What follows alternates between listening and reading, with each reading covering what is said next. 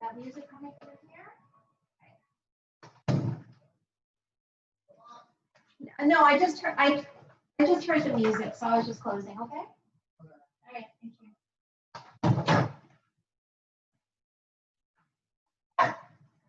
So I'm on.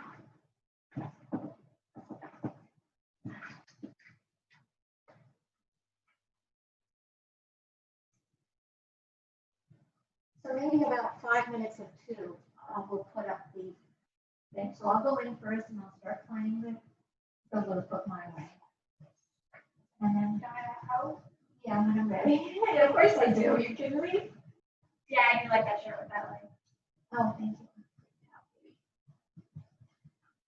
And literally right here. Well, the whole thing is tense and scary. I hope this is recording. Yes, it is. Okay.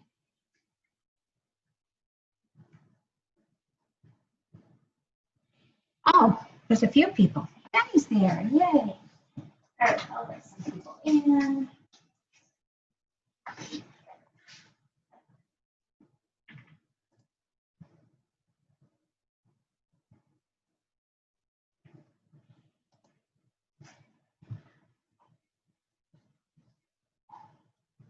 Hello, beautiful.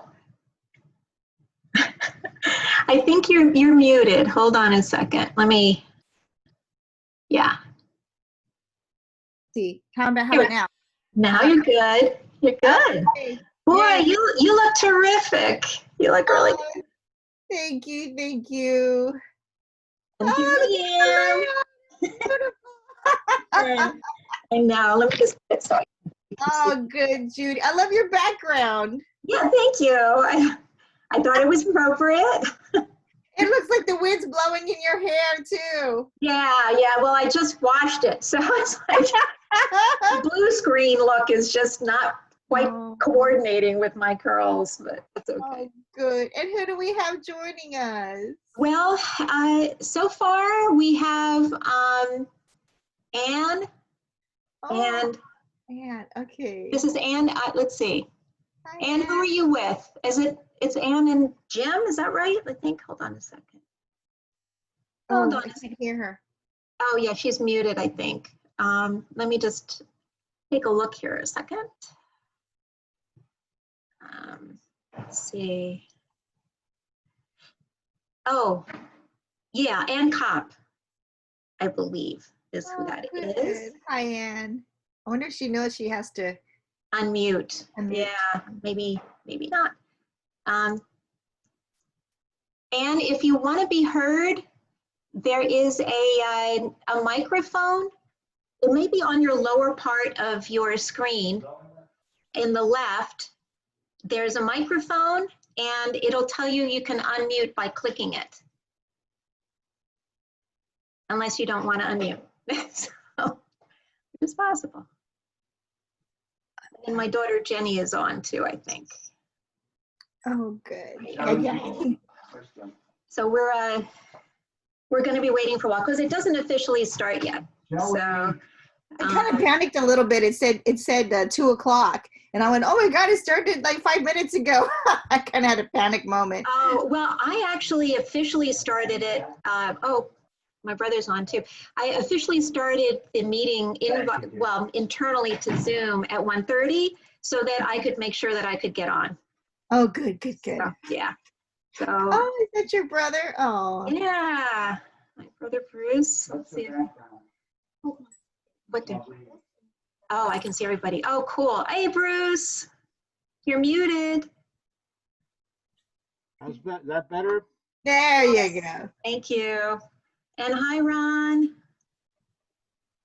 He's muted too, I think. But what's that? We'll do it shortly, I think. Is that all right? Yeah, we're gonna, when it gets a little closer to 2, we'll start some music. But if I start it now, you guys are gonna be so sick of it. Because it's one song. It'll be great. Okay, that's fine. Thank you. Jenny is my savior, my technology savior, my daughter. Oh, my daughter too. I'd be in the dark ages on computers if it wasn't for my kids. I know. Ah, Hey, Judy? Oh, my mom is ready to get on too. Wow. Pretty cool. oh, that's wonderful. Hi, Mom. Oh, There's, she's connecting.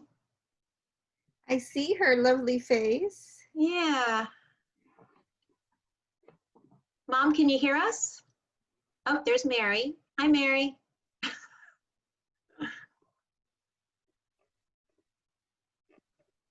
She's not sure. For some reason, it's not connecting the sound. When you automatically get invited, it mutes it. Yeah, but it's not even showing a mute here for her. So I can't even unmute or ask her to unmute. Okay, let me let Mary in. And Joey. And, okay. Boy, people are coming early. That's great. Yeah. That's better. Usually I'd be the one on Hawaiian time. Yeah, right. Yeah, how early do you don't sleep though, Jesse, right? Pretty much. Oh, I sleep, I nap. It's COVID. I take afternoon naps now. Oh, okay. How bad is it in Hawaii with the disease? I haven't looked. Oh, we had the largest outbreak that we've ever had, even when it started. So we had 28 cases, but it's all clustered from a funeral, a beach get together, and a church that met without social distancing. Yeah. Oh boy. It's expected, but 28 compared to what other places have had. Yeah. You know, Well, I'm in Florida, and yeah, that's so amazing. it's pretty good. It's the hot spot, like they said it was going to be. I'm Judy? sorry, Bruce. What was that? Yeah, my mom's connected in. You want to unmute her? Oh, okay. Let me see if I'll just ask her to unmute. Mom, can you, on the bottom of your screen, on the lower left, there's a microphone. If you click on it, you can unmute. Mom, can you hear me? Mary, on the bottom of Mom's screen on the left, there's a microphone. Okay. All right, I think you did. Yay! You did it, yay. Okay. And Mary, do that with yours too if you want. I've got it. It's not here. What's not there? The microphone. No, but Yeah, you're on, Mom. I know. I'm talking to you, so it should be okay. You're good. Yeah, you're good. Thanks for the instructions. I didn't know I was muted. Oh. I just lost you. I You're just good. lost. Yeah. I see just a white head and a white sort of top of the body. Really? Yeah, Huh. but now I see you. Oh, Now you're there, and you look very pretty. Oh, yeah. Oh, yeah. Did you see my lei? Oh, My beautiful yeah. lei? I think that's beautiful, dear. Yes, that was handmade by Jessie Higa from hi, Miss Hawaii. Lynn. Hi, Miss Lynn. Hi there. How are you, dear? Yeah, Jessie just sent it to me Nice to from meet you. Hawaii. Oh, is this the young lady that you were telling me about? It is. Well, It she's a is. lovely looking young lady. Yes, Oh, she is. Thank you, thank you. And thank you for all your help. I'm sure you've been a help to Jude. She's a young lady grandmother, you. isn't she? Right, Jessie? You're a Oh, grandmother. not quite, not yet. No? Okay. Yeah, I don't want my daughter to hurry up, but she's already found a boyfriend. So, Oh, okay. How old are your And- kids? my daughter's 22, my son's 20. Oh, yeah. okay. Sorry, I was rushing it. Oh no. Nowadays these kids, they start soon. I mean, they Yeah. just want to play house and you know.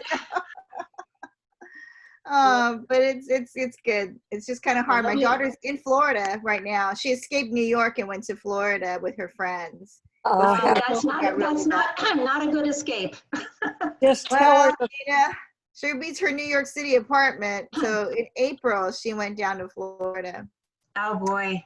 Oh, I think we have the minister. Oh, good. Oh, Priscilla, you look beautiful. Where is my Priscilla? I can't She's right see there. her. She's muted. Here, I'm gonna ask you to unmute Priscilla. You're muted, sweetie. In the lower, there you go. Oh, Because hi, if you Priscilla. do it, then I have to do what you've put up, not just I'm my gonna- little. I am gonna make you a co-host, okay? You ready? Well, we talked about that. If you're willing to risk it. I am. Hi, Priscilla. How are you, dear? I'm okay, my dear. How are you? It's nice to see you It's nice to see you too. You look in this wonderful. rather strange way. You look Yeah. wonderful. Well, the next time we Well, meet, whenever, you know, I've had a shower, if I've washed my hair, it's amazing what it does. it looks beautiful, darling. It really does.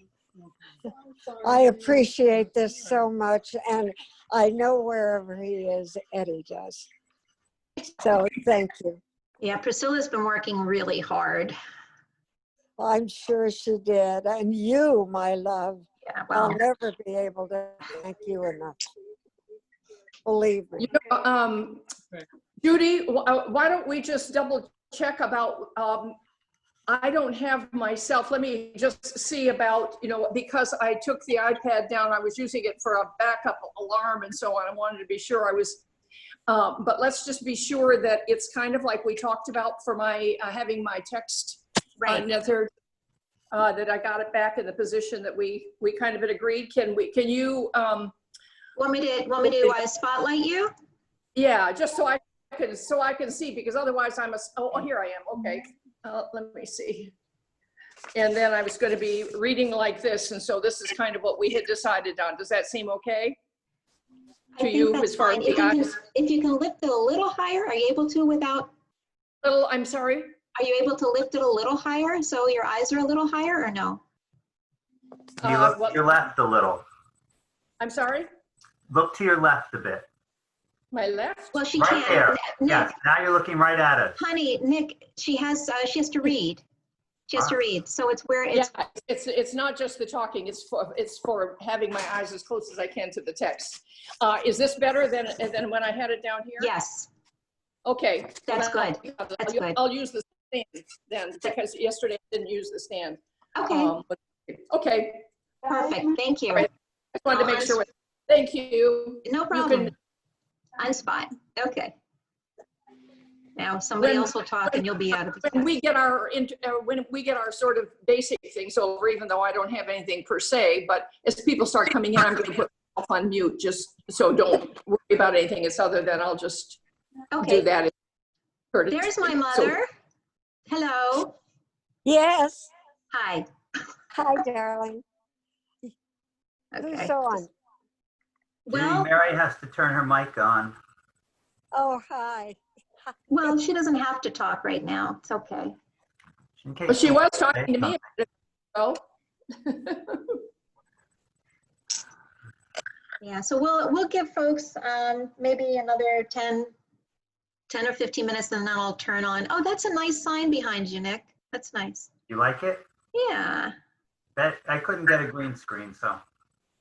yeah. No, that's good. So you got your lei, all right, obviously. Yes, isn't that beautiful?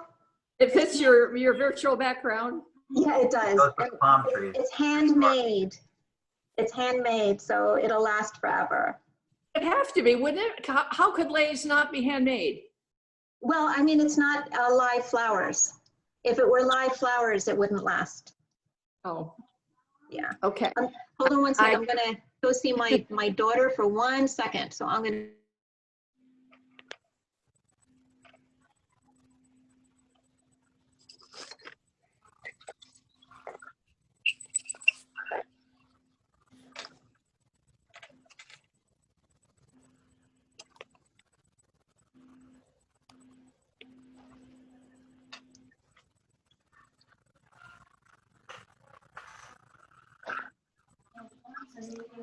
It's nice of me. Hi, Lynn. He I'm looks- on, Lynn. Oh, hi, Annie. So am I. Good to see you, sweetheart. It's good to see you. Aw. There's Rosemary.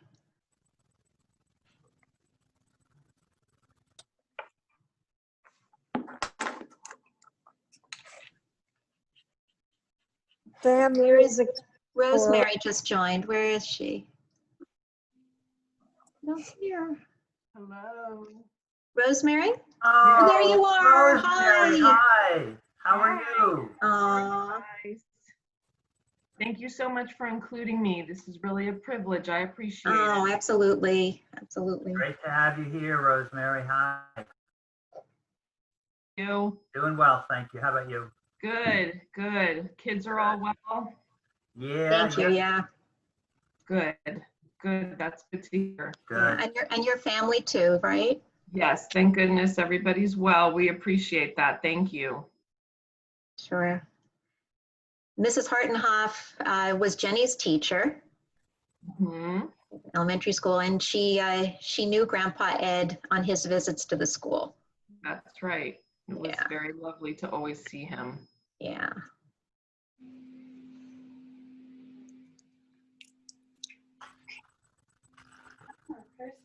Okay, let's see. And Rosemary, you had Jose Delgado in your classroom? No, that was Miss English. That was Fabiola Oh. had him. Yes, Okay. I'm pretty sure. Yes, Yeah, because he did a nice interview of him. that's I want to right. get in touch with him because I'm sure he would like his interview with Grandpa Ed Yes, being the last one, you know? yes, that's right. So if you can find out from Fabiola how I can reach out to him, Okay, give him my phone number and everything, and I'll meet up with him. But I'm sure he'd like a copy of his last interview. that would be awesome. Okay. Is that Claudine who just joined? Hi, it's Loretta. Hi, Loretta. Hi, dear. Hi, How are everyone. Even though I you? Look wonderful. everyone, this is such an honor to be included. Eddie was so loved. He was. I'm glad you're here. Hi, Bonnie and Mike. Hey, Judy. Hi. Just made you guys co-hosts, okay? Okay, okay. And my son Eric is here. Oh, wonderful. Yeah. Hi. Hi, Eric. How Good. How are you? It's good to see you. I'm fine. Thank you, darling. Nice to see you. Thanks for including. Oh, I wouldn't do it without you, dear. Thank you. You're You look looking good. good. You look good, Len. Thank you, darling. Did someone else just join, Judy? Let's see. Well, I think Claudine joined, I believe. Are you there, Claudine? She's on mute. Claudine, if you want to unmute, you look on the bottom left of your screen and you click on the microphone. Hi, There you it's go. not her. This is her daughter. I'm opening it up for my grandma. So that's why it looks like it's her account, but I'm just using her link. Oh, if that okay. makes sense. Hi. Hi.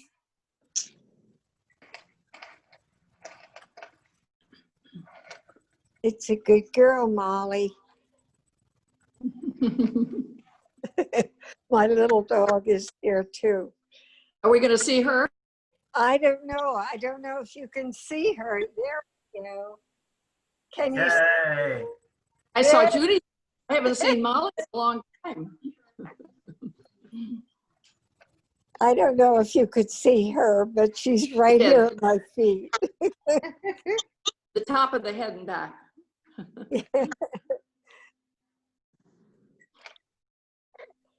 My little shadow. Mm. Oh, Priscilla, I wish you were here. Crazy time, isn't it? Oh, Priscilla is here. Priscilla yeah, is but here. that's where I could hug her. Yeah, well, it's all virtual now. You guys put your hands up on the screen. It's a virtual hug. Okay, if I do that, I'll be bound to disconnect myself. Okay. So I will wait.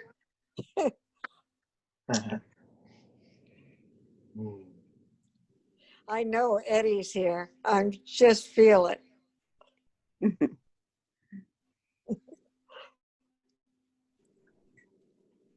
I miss him. Okay, I want this to be as informal as possible. I will be keeping people muted when there's a person who's spotlighted to speak.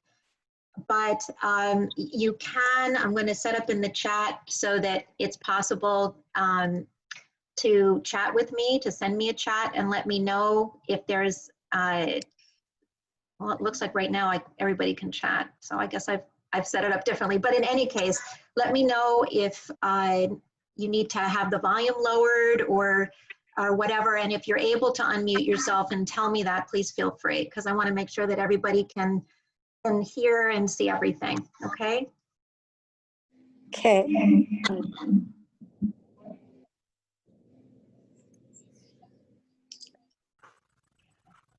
Judy, we didn't do an actual mic check, I think, but you didn't say anything. Are we okay? Yeah, the For me? volume is fine. The only reason I'm actually still on not sharing my video right now is I'm communicating with the pilot from American Airlines who flew Eddie back from LA to Miami. And he wants to try to join, so I'm trying to see if I Yeah, no, can. go ahead. That's fine. We just hadn't done that check. I'm fine. It's just amazing the people that have been coming up and joining. He would be so proud. Hello, Lynn. This is Margot. Oh, hi, Margot. I'm so glad you're here, sweetheart. Welcome.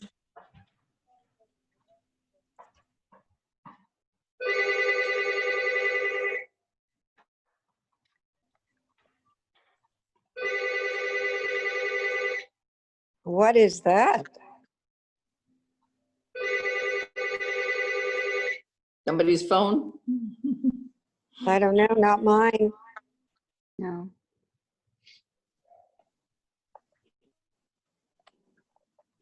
Not mine.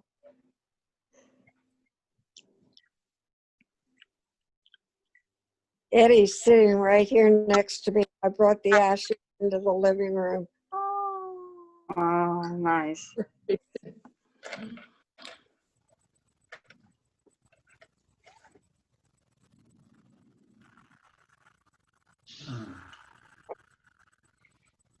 Hi, Nick. Hello, how are you doing? I'm doing good. How are you doing? You I'm and doing Jude, okay. I want to thank you.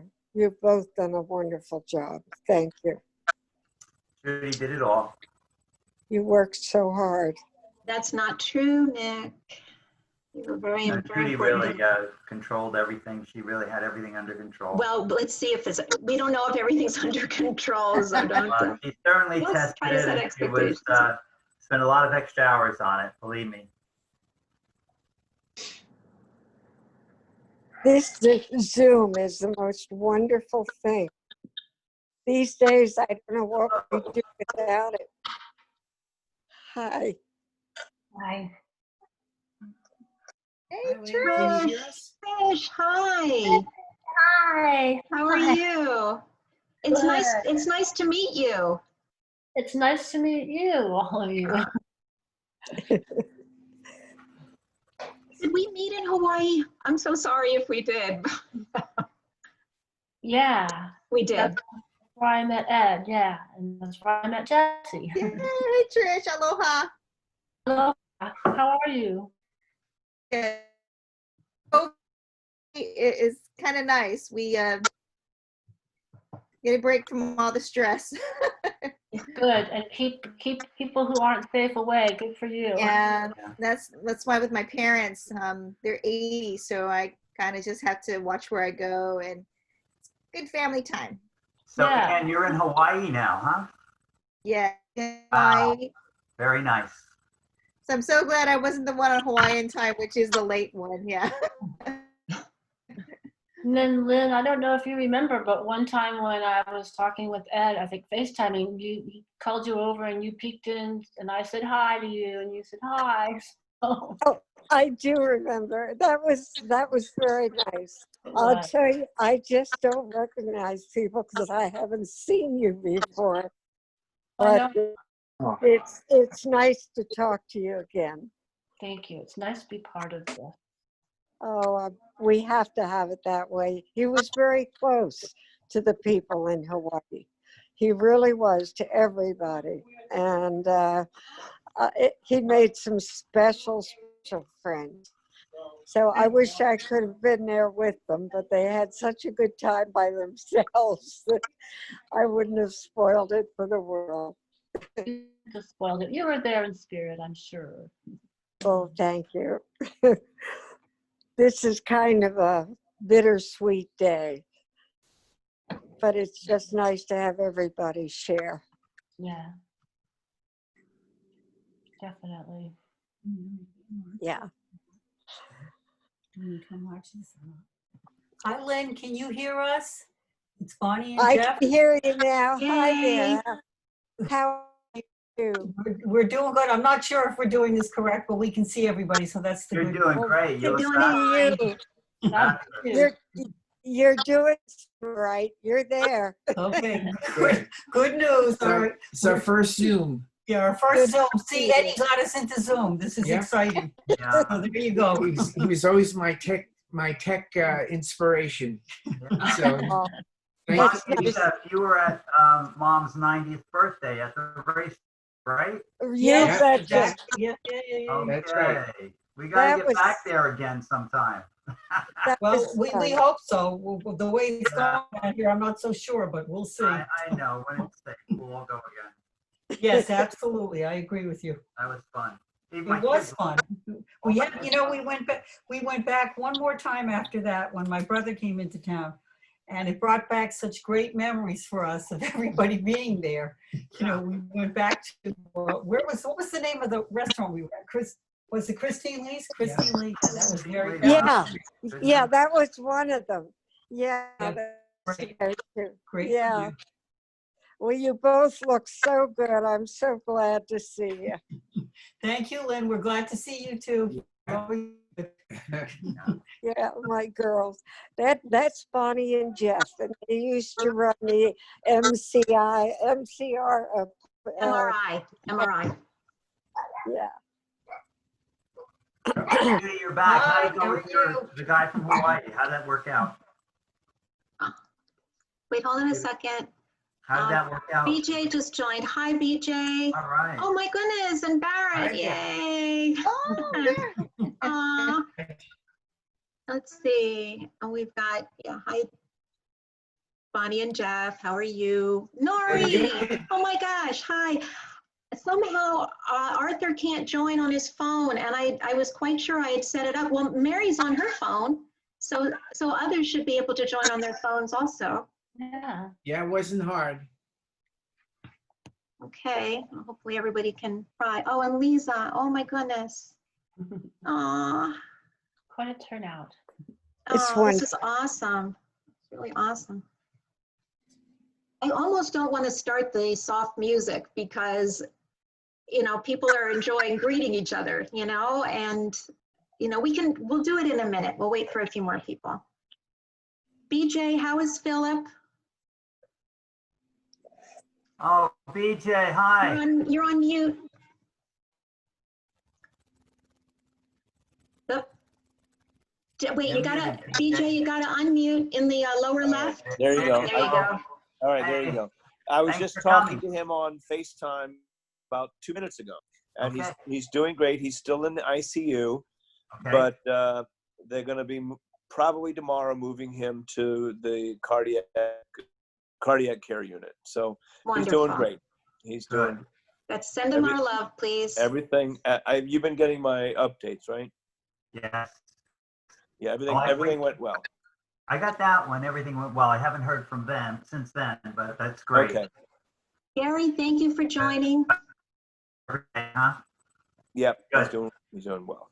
Good. Gary, thank you for being on. Gary, you'll see who Jesse Higa is here in a moment. And that's the person that you're gonna hook up with to find out more about Jack Feldman. Okay. Thank you. Let's see. All right. Not sure. Oh, and Marco, thank you for joining. Aw.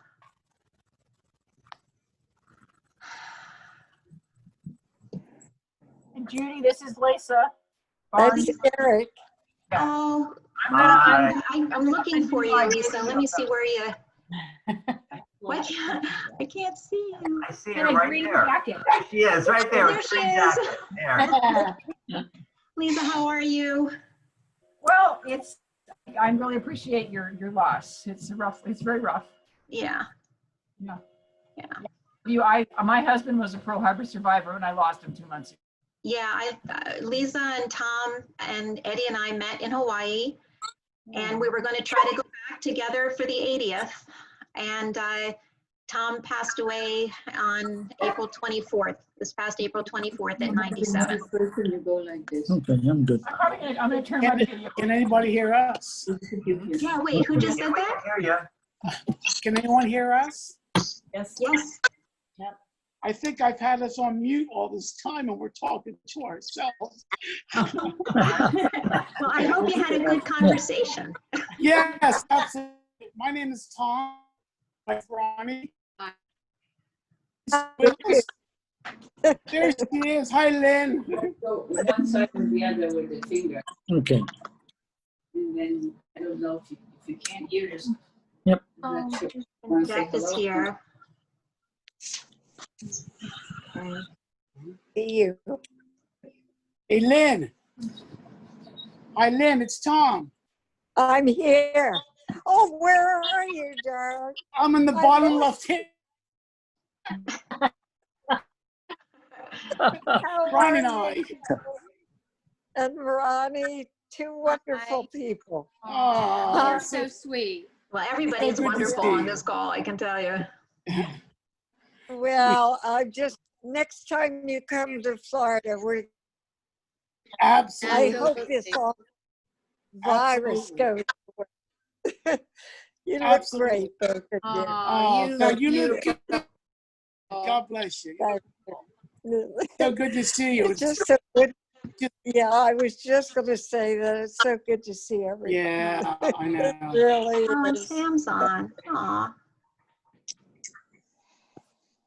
Cool. Okay. All right. Well, it's just about 2 o'clock, so I think we'll just start with some more intro kind of background right now. But it should be soft enough that you can still talk over it.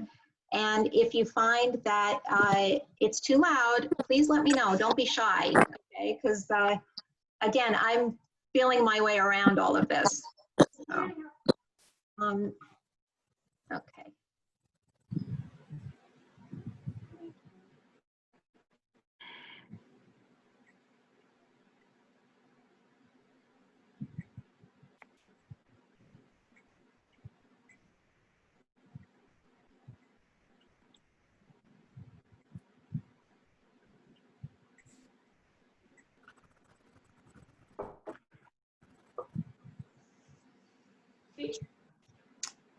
That's it? Not yet.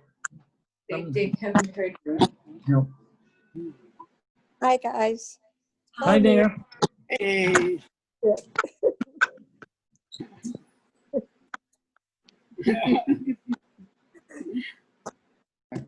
Oh, there you are. Hello, Lynn. You're looking good, Neil. And Thanks for the compliment. All right, I'll take it. Okay. I've lived a life that's full. I traveled and every highway and more, much more than this. I did it my way. Regrets, I've had a few, but then again, too few to mention. I did what I had to do, saw it through without exemption. I planned each charted course, each careful step along the byway. More much more than this. I did it my way. Yes, there were times, I'm sure you knew, when I bit off more than I could chew.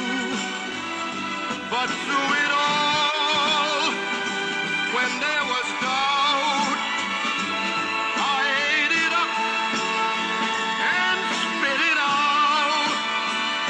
I faced it all, and I stood tall, and did it my way. I've loved, I've laughed and cried, I've had my fill, my share of losing, and now, as tears subside, I find all so amusing to think I did all that, and may I say, not in a shy way, oh no, not me. I did it my way. For what is a man? What has he got? If not himself, then he has not to say the things he truly feels, and not the words of one who kneels. The record shows I took the blows and did it my way.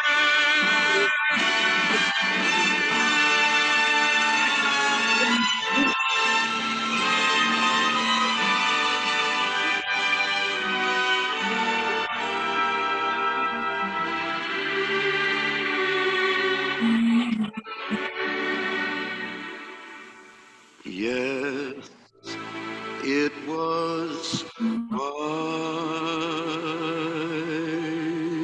way.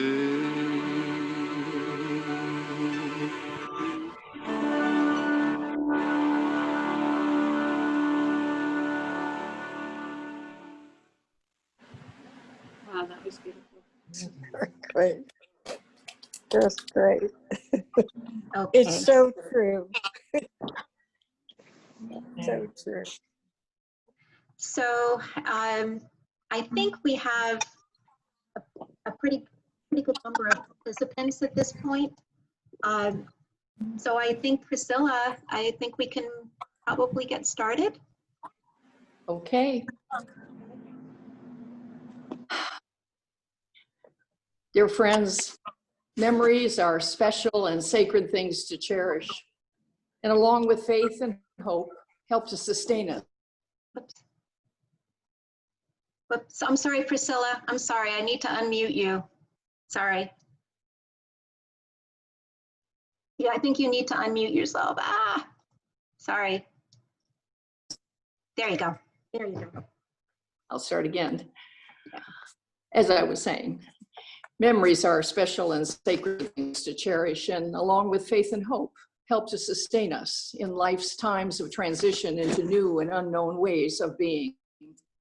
In fact, memories are even more a part of our lives than actual events which occur and then are over.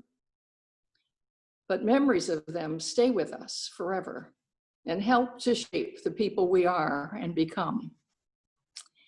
And so today, as we gather to acknowledge the death of Edward Bloch, Eddie, who shared life and love with us for over 97 years.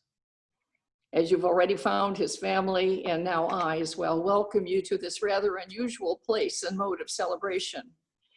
Now, for many of you, Zoom is becoming not so strange, but for some of us old timers, it is both intimidating and at the same time reassuring, for despite its seemingly impersonal nature, we do recognize that it affords us the opportunity to be visibly together rather than not, and to include some who would never have been able to be in Florida for such an occasion. And so we create here what we can even think of as sacred ground, a place where we can gather in a spirit of remembering, and especially with an attitude of gratitude. For some of us, that gratitude is offered to God, whom we think of as having created life on both sides of death and given us others with whom to share that life.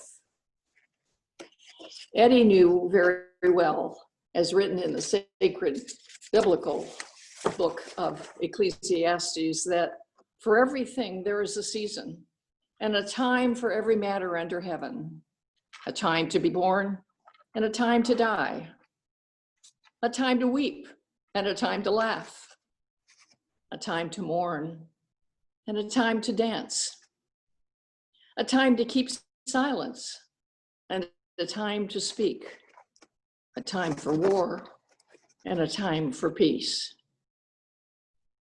We're here because it's high time not to keep silent and not to postpone any longer such a gathering due to the restrictions of the pandemic.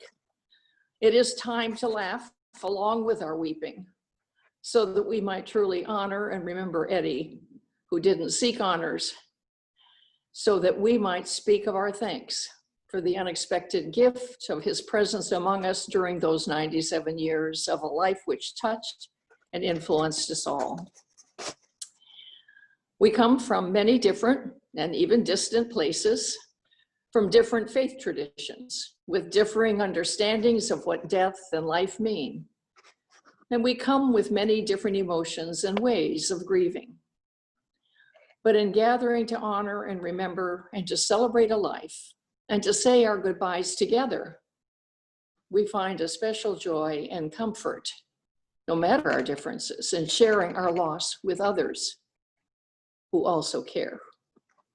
Each of us will remember different things, shared work and relationships or experiences, events, and for certain, times of laughter.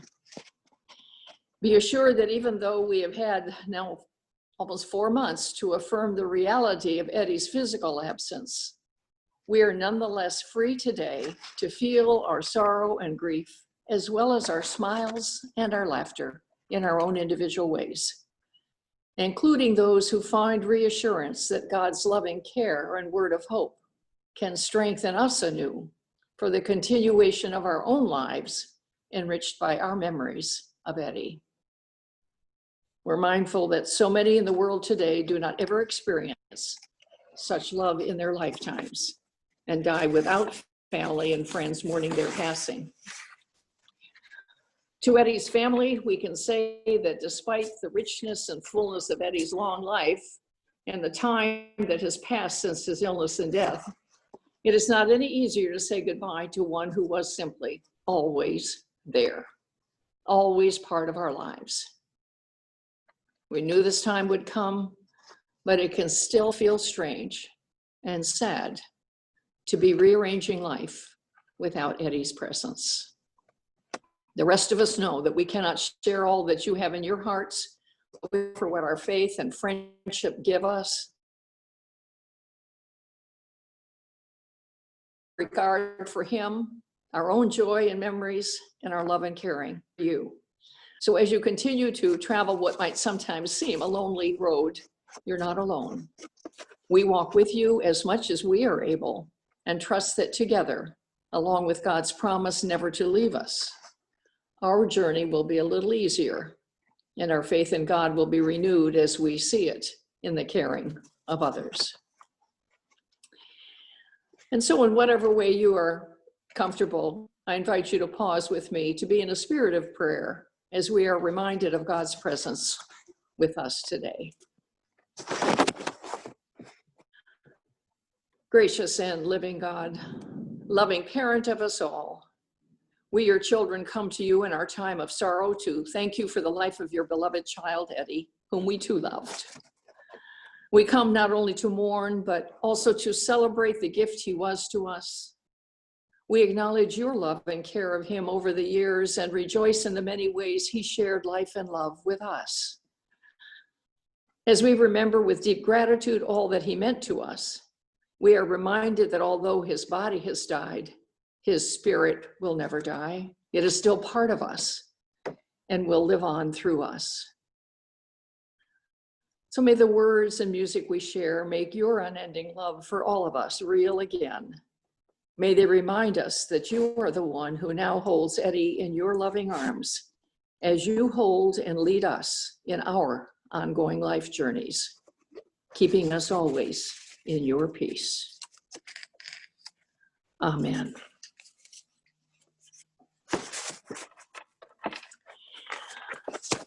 Now, as I have said, our being here is primarily to celebrate a life, but it's also to offer mutual comfort for our common loss in the midst of that celebration. And so for a few moments, let us first be strengthened by words from Scripture, and also from what I might describe as the scriptures of life, words that were penned by others such as we, who've tried to capture or convey the full range of human experience. And so first, from Eddie's Jewish tradition, that ancient collection of heartfelt emotion which has touched the spirit of people for millennia, songs that we know as the Hebrew Psalms of the Bible. Hear these words first from the 121st and then from the 46th. If I lift up my eyes to the hills, where shall I find help? Help comes only from the Lord, maker of heaven and earth. How could he, your guardian, sleep? The guardian of Israel never slumbers, never sleeps. The Lord will guard your going and your coming, now and forevermore. God is our refuge and strength, a very present help in trouble. Therefore, we will not fear, though the earth should change, though the mountains shake in the heart of the sea, though its waters roar and foam, though the mountains tremble with its tumult. The Lord of hosts is with us. The God of Jacob is our refuge. And then in the words of the Hebrew prophet Isaiah, those who look to the Lord will win new strength. They will soar on wings like eagles. They will run and not grow weary. They will walk on and never grow faint. Remembering all of creation brings to mind the words of what is probably the most familiar psalm, the 23rd, which is beloved in both Jewish and Christian traditions. Words which remind us so beautifully of God's comforting presence in every circumstance. Now, I suspect that many of you probably learned the words in your religious education, either preparing for a bat or bar mitzvah or for confirmation. And so I invite you right where you are. You don't have to be unmuted, but just say it along with me if you would like. The Lord is my shepherd, I shall not want.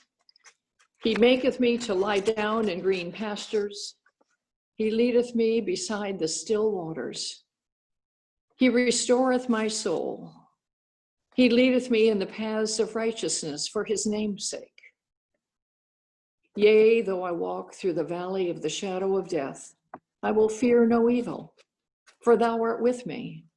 Thy rod and thy staff, they comfort me. Thou preparest a table before me in the presence of mine enemies. Thou anointest my head with oil. My cup runneth over. Surely goodness and mercy shall follow me all the days of my life, and I will dwell in the house of the Lord forever. And then for those of us who find our faith's meaning, especially in the words and example of Jesus, we remember that he reminded his closest friends on the night before he gave up his life as they sat at table together. Let not your hearts be troubled. Believe in God. Believe also in me. Peace I leave with you. My peace I give to you. Not as this world gives, do I give to you. Let not your hearts be troubled, neither let them be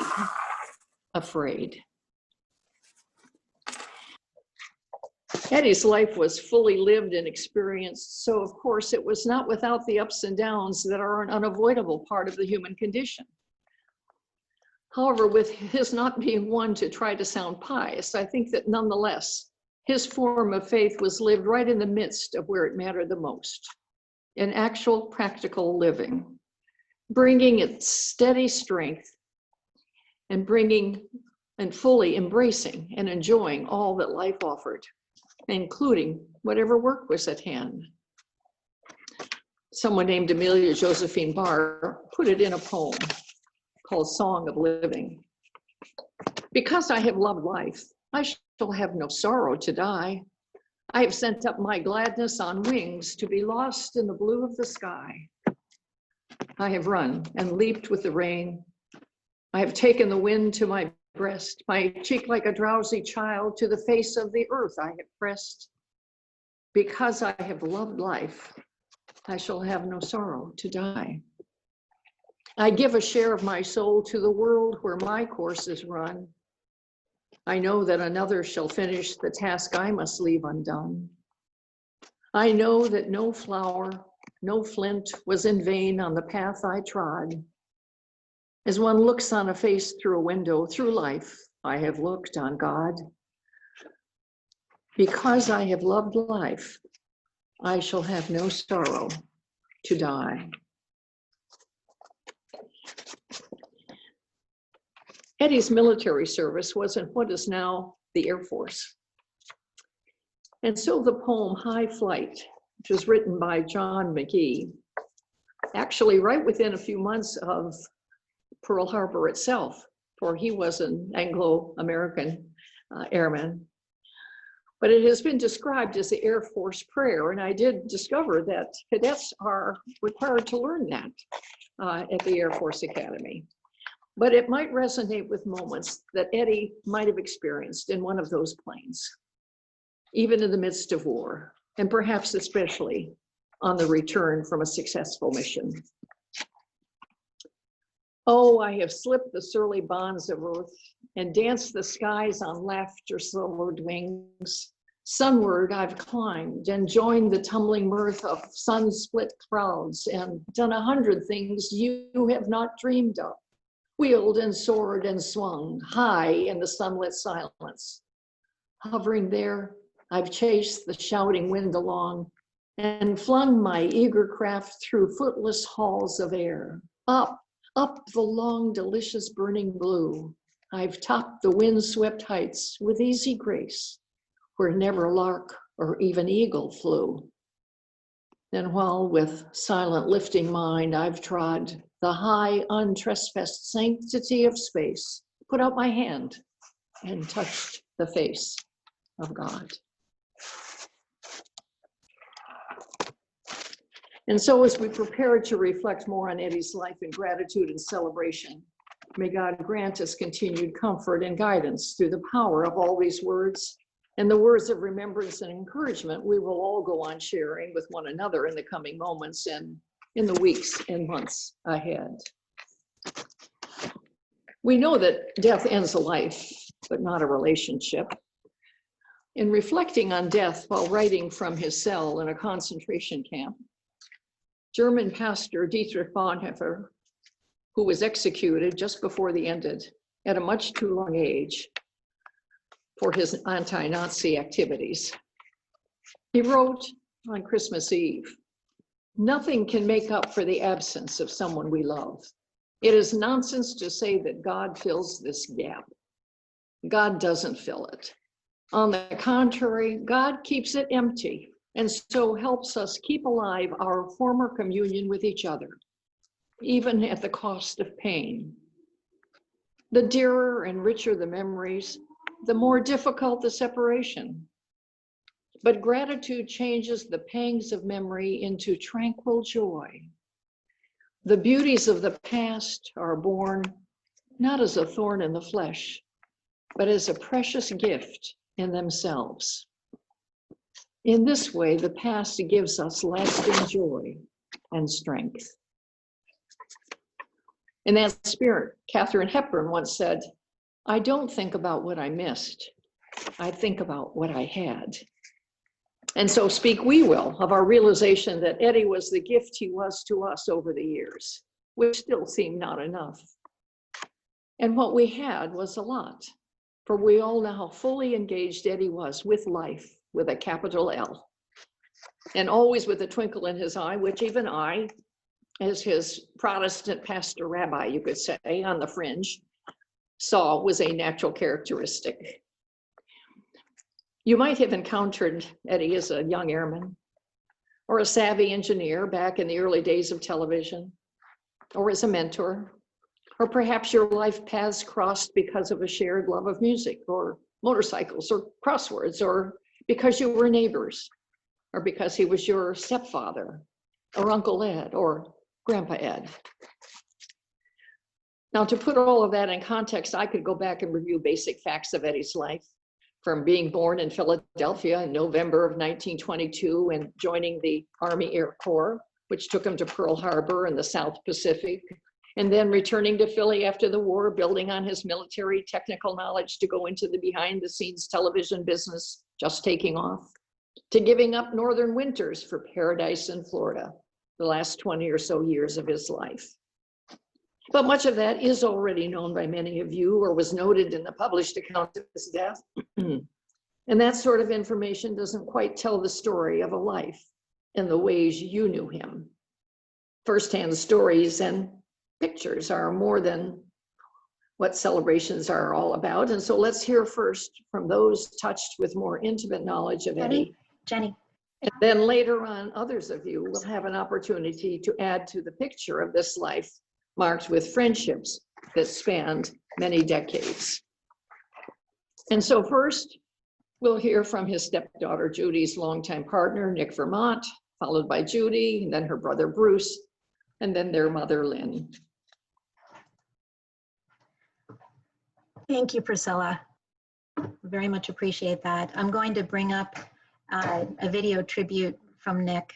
Everyone will bear with me for a moment. Jenny. Okay, now what do I do? Jenny, come here, please. No, but I want it fuller screen, no? Okay. Thank you. Hi, my name is Nick Vermont. Judy Jower and I have been together for 25 years.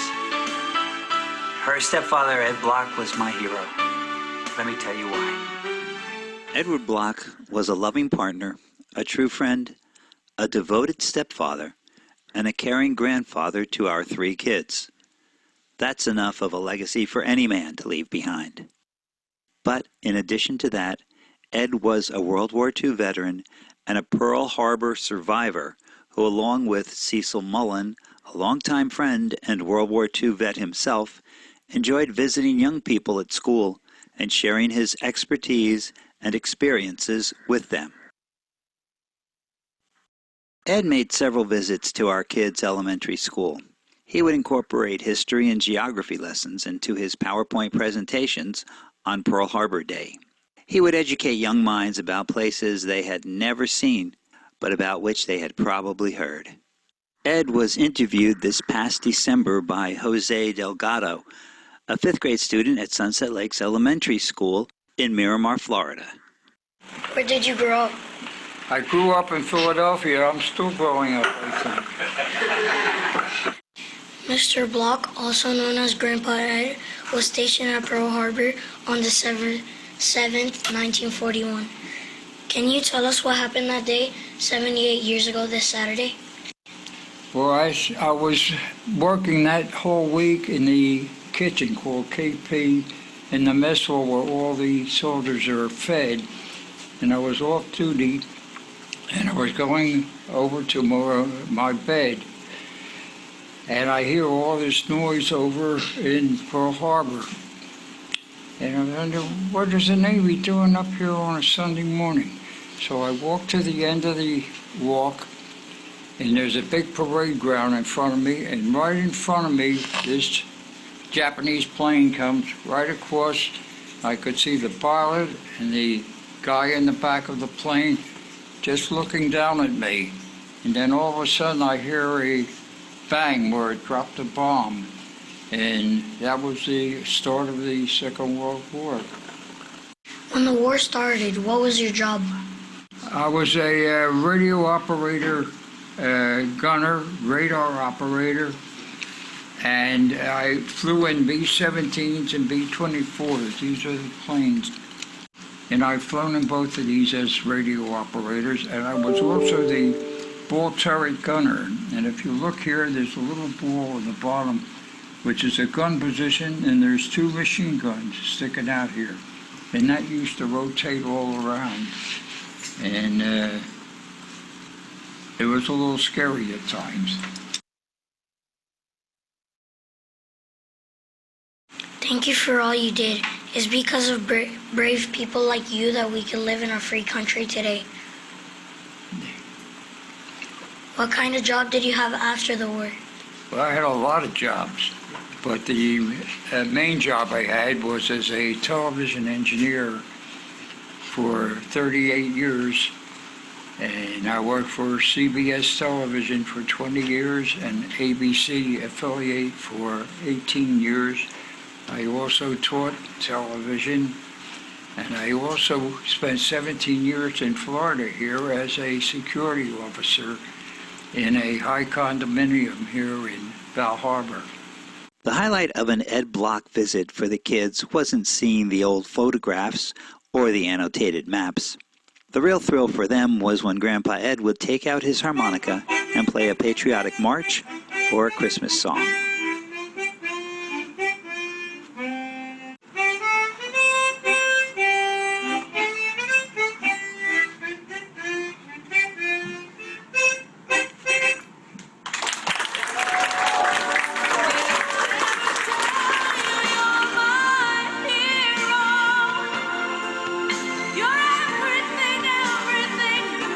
Here's a photograph of Ed Bloch as he was honorably discharged from the United States Army in 1945. But this is how I'll always remember him, smiling on his Honda, ready to ride off into the sunset. Goodbye, my hero. We love you and we miss you. Thank you for visiting our school today and for giving me this interview. Would you like to say anything else to all the boys and girls? Yes, sure. Merry Christmas, Happy New Year, enjoy your life. Thank you, thank God for you, the wind beneath my wings.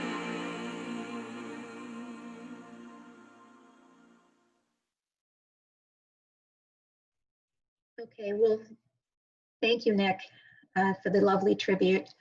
I am going to say a few words myself at this point.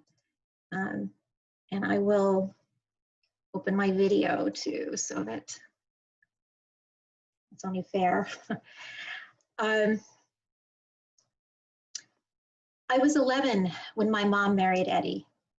So he was an important presence for me almost my whole life. Right away, my brother Bruce and I started calling him Speedy because Eddie would always be the last one to finish eating.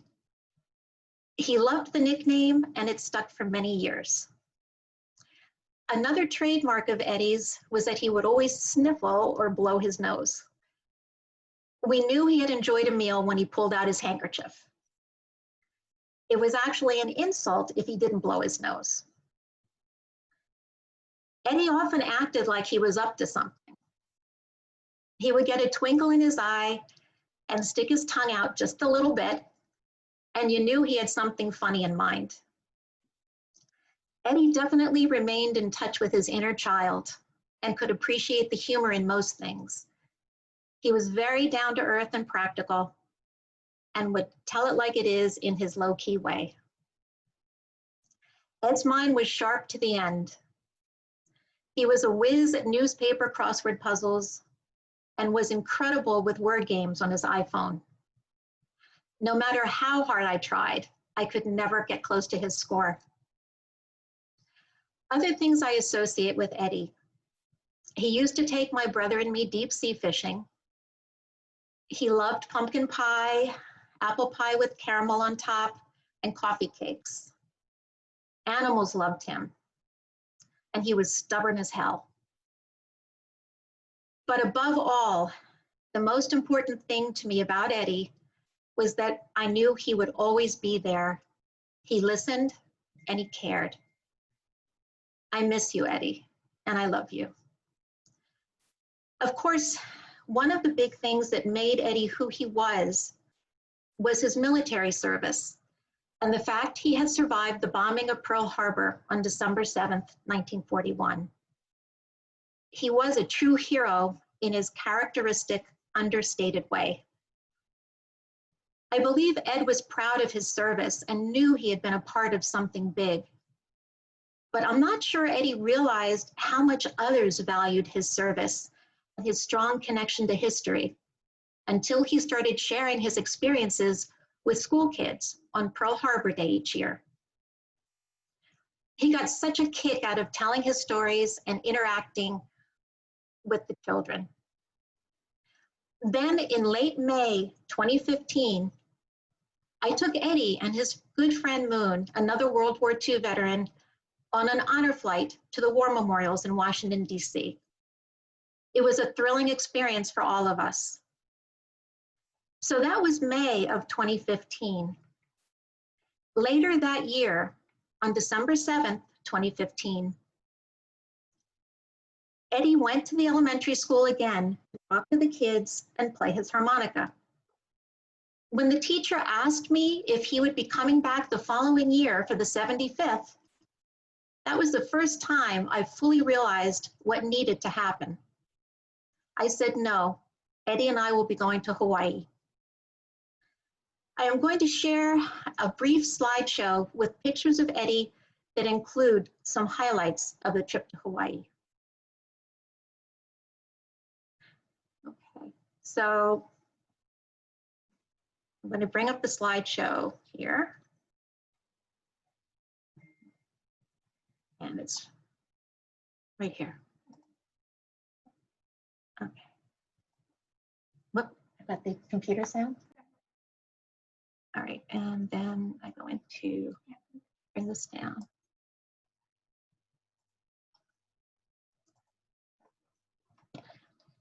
I want to first thank everyone for your patience with me. Oh, I'm sorry? It's new share. Oh, new share.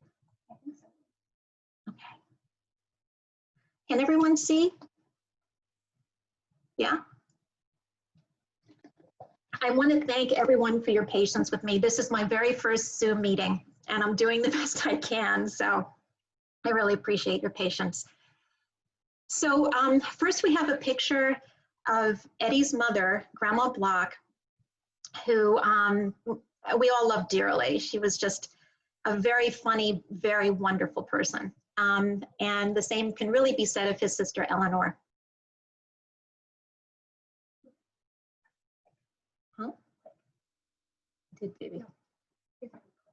Oh, you sure? No. I'm sorry, we're having, down where, baby?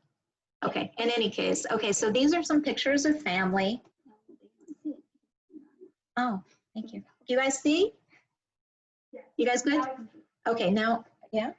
Okay, all right, I'm working through it. Yeah, so anyway, so you get the idea of family. Oh, you're kidding, okay. The tiny arrow that's too small for my old eyes down here, apparently. Okay, and here are pictures of mostly of the trio. I would tell people that I had 3 teenagers and 3 kids in their 90s because they were absolutely delightful to be with. Okay, that's fine. Okay, Jenny's being my technical assistant here. Can you do it? Go ahead, thank you. All right, these are some pictures from Eddie's last birthday, his 97th. And you can see on the bottom that Eddie and Moon are holding a quilt. This quilt was handmade for Eddie by Janet Woods, a dear friend and neighbor who is on this call. She's with us. And here's the quilt. So Janet and I, worked together with the pictures. I put them together, as you can see, absolutely beautifully. Oh, I think Janet is out. Oh, she's in now. Okay, thank you. one of the co-hosts let her in, I think, which is great. Okay, next one. All right. We have to go into share each time? Yeah, All right. I got it. Okay. Thank you. So here are some pictures of Eddie, which I think you've seen before on the opening greeting slide that we had. But these are pictures from when Eddie was stationed in Pearl Harbor. Okay, now we'll start to get into a little bit of the Hawaii trip. The slide on the upper left was Eddie talking to the first pilot who was going to be taking us from LA to Honolulu. The next slide over on the top right is Daryl, the pilot, American Airlines, who flew us from Los Angeles to Miami. And what was particularly cool about this was the trip, quote unquote, the 75th commemoration trip really ended when we got to LA. But I had this brainstorm when we were coming back, and I reached out to, some honor flight contacts of mine in Miami, and I explained what was going on and asked if they could honor Eddie on that flight from LA to Miami. And they did. So they notified the pilot, Daryl, who took super good care of Eddie. We had a water salute where the fire trucks come out and spray the plane with water as an honor and a tribute. They did that on the plane, and Daryl, the pilot, had Eddie come up to the cockpit after the flight, and then there was a large crowd that greeted us in Miami. So it was absolutely spectacular. And then in the lower left, you see Eddie playing his harmonica, and that was on the flight to Honolulu. And then in the lower right, this is how we were greeted in Honolulu. Okay, Jenny? All right. No, next slide. Oops. Yeah. Okay. Oh. Okay. Next. Okay. Okay, that's good. Thank you. All right, so one of the people who came with us on the flight was Gary Sinise, who you might remember from Forrest Gump. He was Captain Dan, and maybe from some other movies as well. He's a strong supporter of the vets and just a terrific human being. And he actually served us meals on the flights both ways, from LA to Honolulu and then back from Honolulu to LA. And I was fortunate enough to get a little selfie with him. So that was fun. Can that be seen? Yeah, okay. This just gives a little flavor of the kind of attention that Eddie would get in the airports. He had a large greeting contingent everywhere, and they would really honor him and fuss over him, which was awesome. And then people always wanted their picture taken with him. This was one of my, special events that we went to. This was an honoring of combined Pearl Harbor veterans and the 442nd unit, which was the most decorated unit in military history and was comprised of Japanese Americans who fought for us during World War II. And we got to meet many of those individuals from the 442nd, which was just amazing. All right, General Terrence O'Shaughnessy was in charge of Hickam Field, and a very gracious man, and he is now the commander of NORAD, the North American Aerospace Defense Command. So he's doing well in his career. Okay. All right, this is these are some of the pictures from Hickam Field itself. Some survivors standing in front of the Hickam Field flag in the upper left. And then, of course, the general and Eddie and myself and some other military folk at Hickam Field, and Eddie standing next to a monument at Hickam Field. Okay, Jesse Higa, who is on the call, and Jesse, and I hope I didn't, Higa, I think, I hope I didn't mispronounce the name. made me the lei that I'm wearing. It's a handmade lei. She sent me from Hawaii.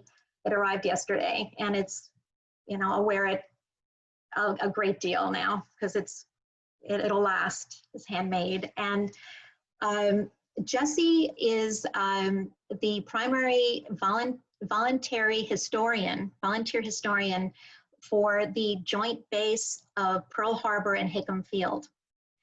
And Jesse was a very key influencer and just making things happen kind of person for the 75th commemoration. And her influence was really what made it possible for the survivors of Hickam Field to go to Hickam Field as opposed to Pearl Harbor for the remembrance. And that was so very important to those veterans, and we're very appreciative.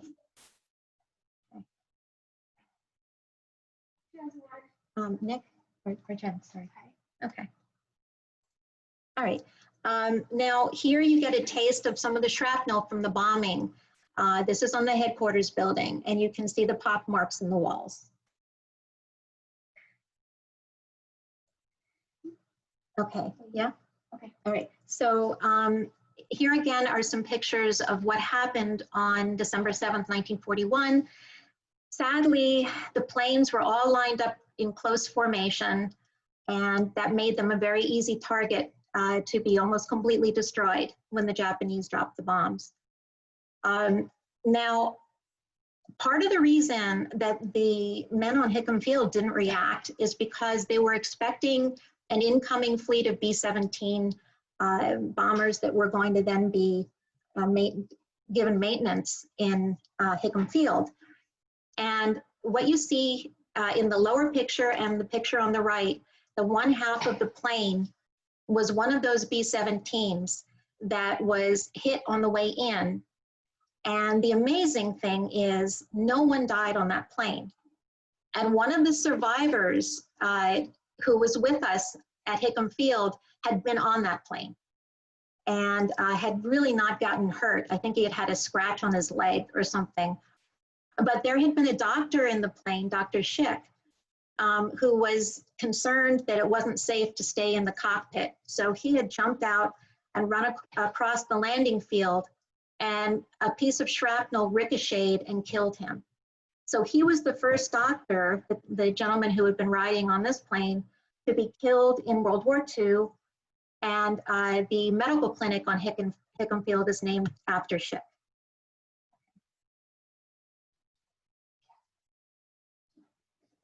Okay, so this shows a couple of important things. In the airport, Eddie was presented with a book that he did sign covering the Pearl Harbor experience.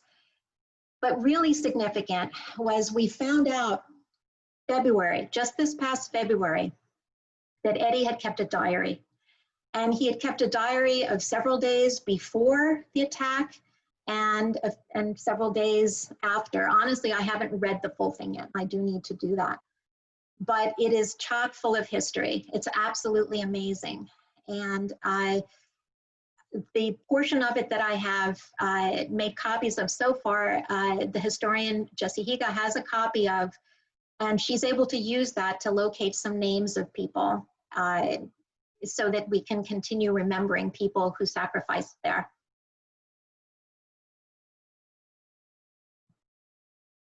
Okay, one of the casualties was Private Jack Feldman of Philadelphia. Now, he was pretty special. Jack was Eddie's best friend. They went to Alney High School together, and they actually went and enlisted together. They actually had identification numbers that were 1 digit apart, which is unheard of. And they were both stationed on Hickam Field in different units, but on Hickam Field. Jack was in that hangar that was expecting the B-17 bombers to arrive, and he was killed when the Japanese that flew over Eddie as he was looking out in the field dropped the bomb on the hangar that then killed Jack Feldman. Jack's cousin is on this call with us, and it's because he saw Eddie's obituary in Philadelphia and reached out to me to see if there might have been a connection that we were able to connect. he did not have any idea that Eddie and Jack had been best friends. Okay, so Charles D. Savage, the gentleman on the left, was another close friend of Eddie's, and his older brother actually is on his right, who also served in World War II. Charles, or D as they called him, did survive Pearl Harbor, but he perished in a later attack, in a later mission. And Eddie maintained contact with Charles' nieces, Sue and Sally, up until the end. Okay, so here is Eddie at the actual tribute on the 75th commemoration in Hickam Field.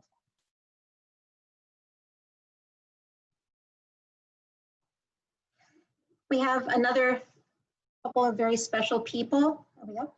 Yeah. Thank you. Okay, so Lisa and Tom, a very special, beautiful couple that we met at the 75th commemoration in Hawaii. Lisa and I stayed in touch, and sadly, Tom passed away this past April 24th, also at the age of 97. It was very sad, and Lisa is with us today.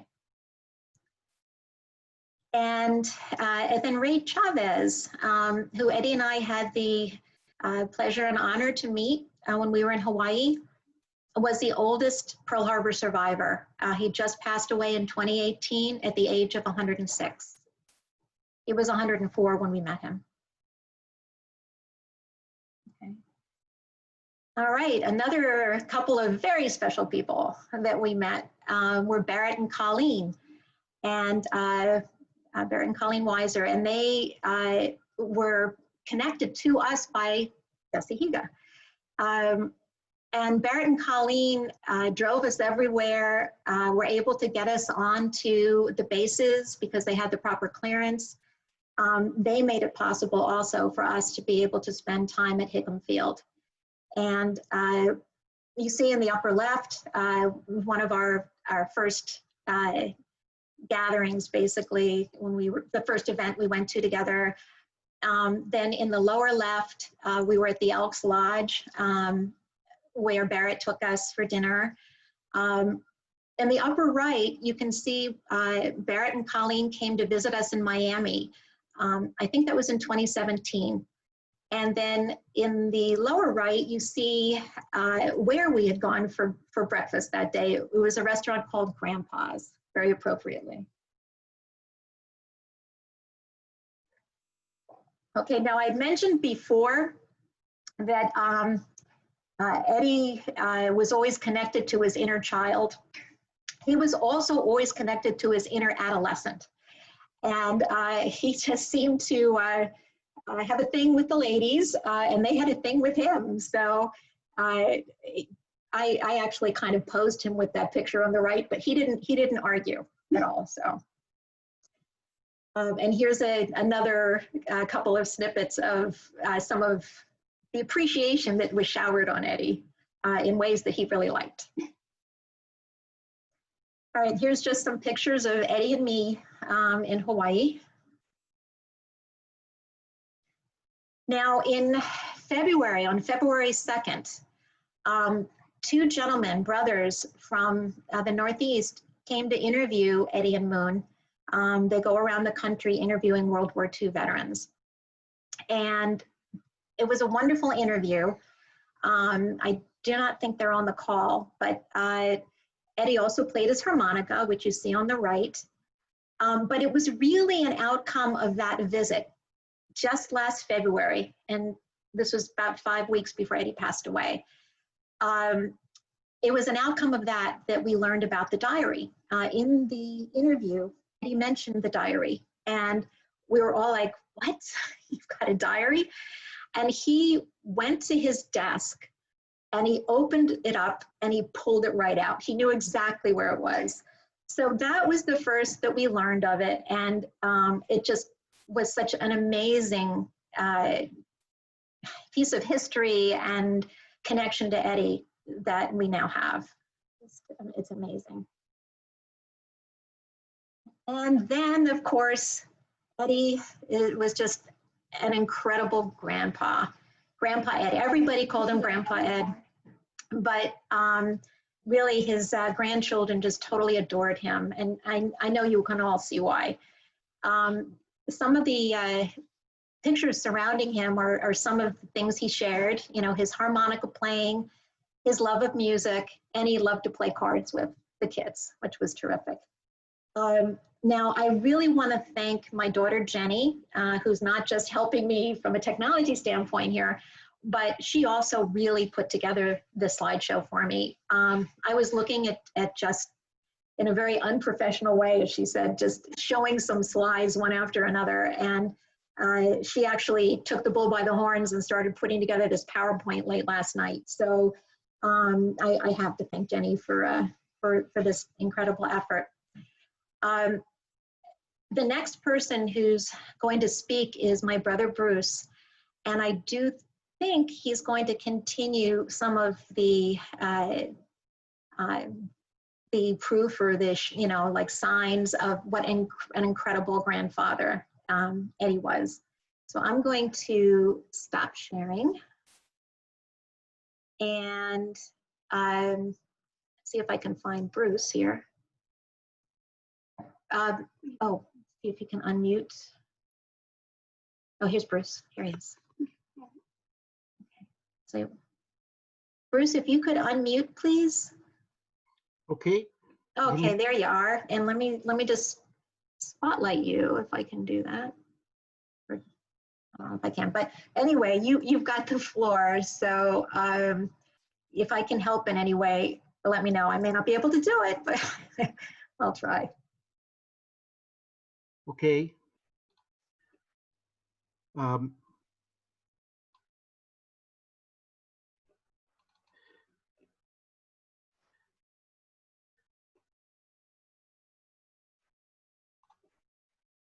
Can you see the title slide? Okay, very good. Well, thank you, Judy. And before I begin, let me just thank my sister Judy and Nick and Jenny for putting this together, and Jenny for all her technical support. It sounds like she was a major contributor here, so great job.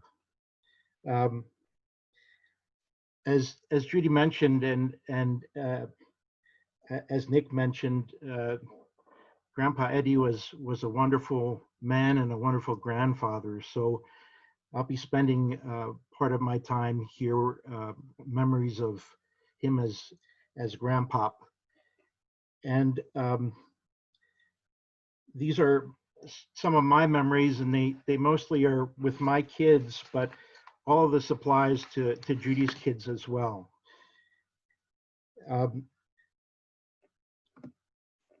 Let me start out before they were grandkids, and this is a picture of my mother and Eddie in Lahaska, in front of the building where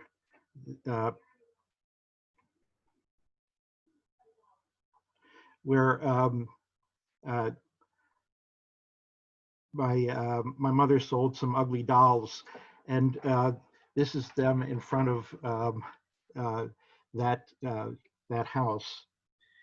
And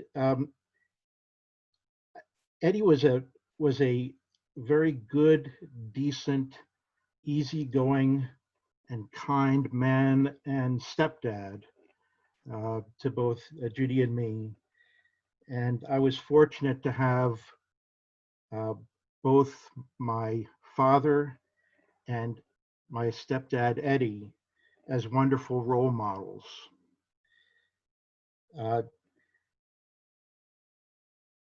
Eddie would take me into central control. As you heard from Nick and Judy, he was an engineer for many years at WCAU and WFIL in Philadelphia. And he would be the central control engineer, which basically controlled everything in terms of what was going out locally and nationally And it was, as a young man and teenager, it was a treat to be in the heart of television engineering. And then he taught me what he did as an engineer in central control. He also had a love of gardening. I can remember our house in Bala Cynwyd. He would plant strawberries along the side of the driveway and cherry tomatoes. He taught me a lot about gardening, as well as he would try to teach me how to change tires on his old Chevy, and a little bit about brakes and maintenance of cars. I'm not sure I absorbed all the lessons, but he tried. And he loved the water, as well, as you heard from my sister and from Nick. One of my favorite memories with Eddie was one day we went out near Atlantic City into the bay, and it was just Eddie and me. And we spent a few hours just fishing from a small boat. And it was one of the most relaxing and quiet times that I've ever experienced. And I still remember that day, and Eddie teaching me how to fish, and speaking occasionally, but just most of the time with our lines in the water, waiting for the fish to bite. He also, as you heard, would go out to the deep sea. We did deep sea fishing with the whole family, which was also very exciting.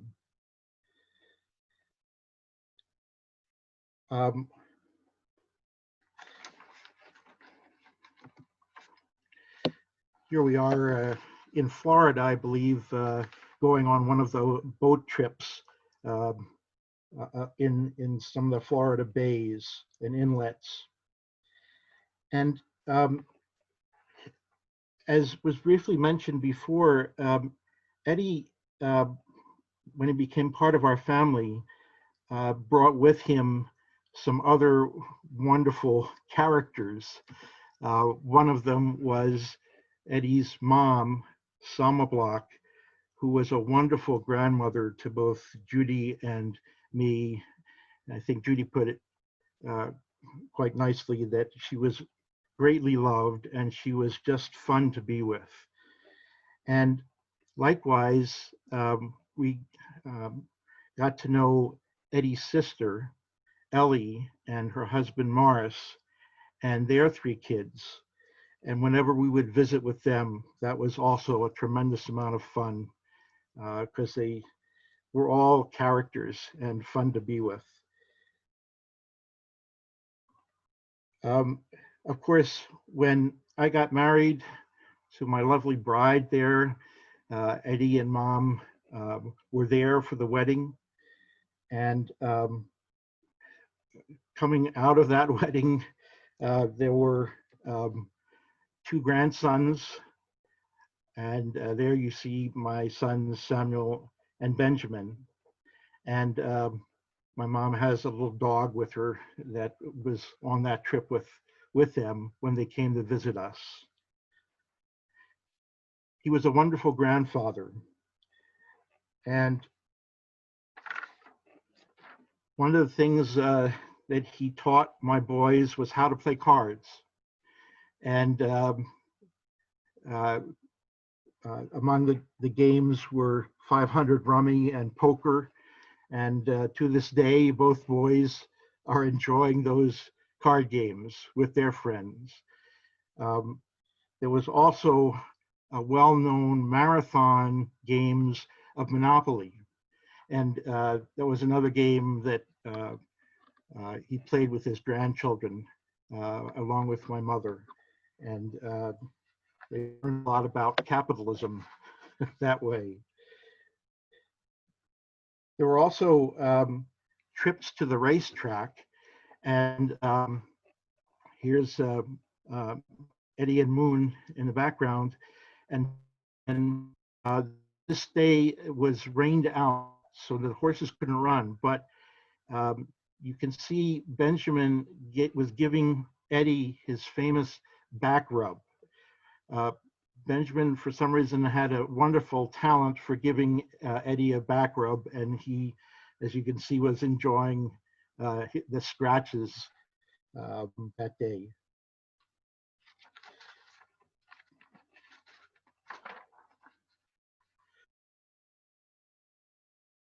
Day 4th, like today, and on Pearl Harbor Day, we would sometimes visit, and in this case, it was a July 4th celebration that Eddie was speaking at, and the boys learned their history from Eddie, as well as in more depth than they probably got from school.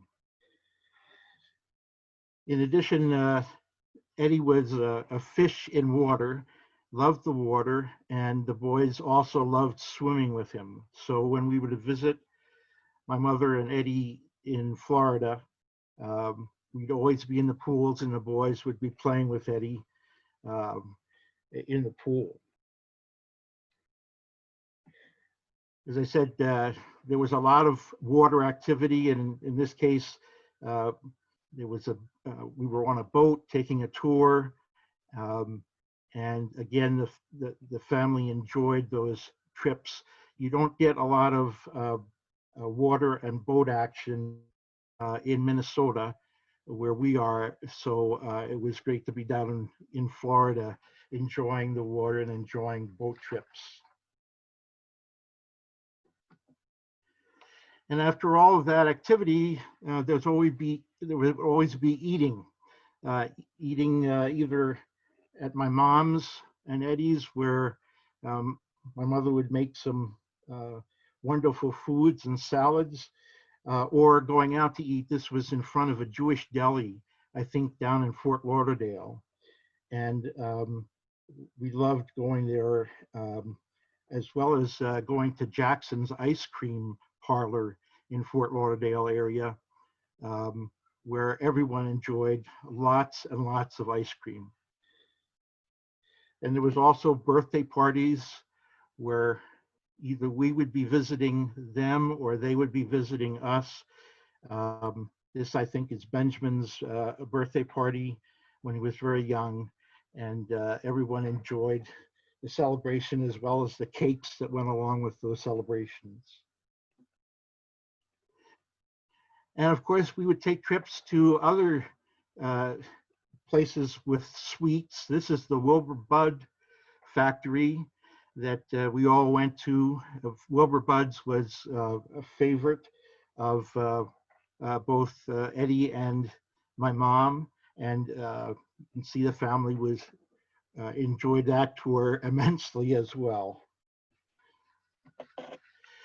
When we would visit them in Florida around the holidays, Hanukkah, Christmas, Thanksgiving, we would be going to Adventura Mall, and that was a highlight. You can see Samuel looking forward to doing some shopping for Christmas and Hanukkah at this point.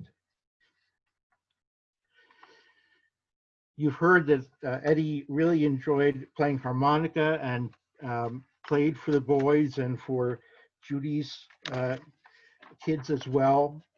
And sometimes that harmonica playing would get into a musical duel.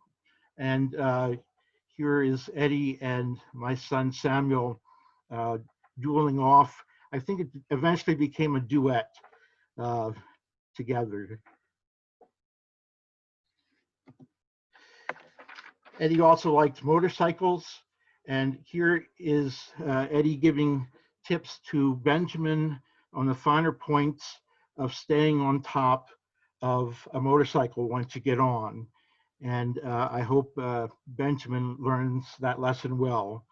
But Eddie always talked about his motorcycles and the boys enjoyed listening to him and became very interested in motorcycles because of that. After all that activity and eating, everyone was tired out. So there's Benjamin sleeping with Grandpa, and there's Samuel and Grandpa resting after a long day of activity. So as you can see, just some brief memories with our kids. Same thing applied to Judy's kids. Grandpa Eddie was truly a wonderful grandpa. When they were young, as well as a more recent picture where my two boys are now towering over everyone else. And they get their good looks from me, but I'll put that aside for the moment. Anyway, there's Grandpa Eddie, and he was there for their entire life. And he was, as I said, a gentle, loving, kind stepdad and grandpa. And he will be remembered, and at the same time, he'll be missed. But there are loving memories that we all carry with us about Grandpa Eddie and Eddie the man.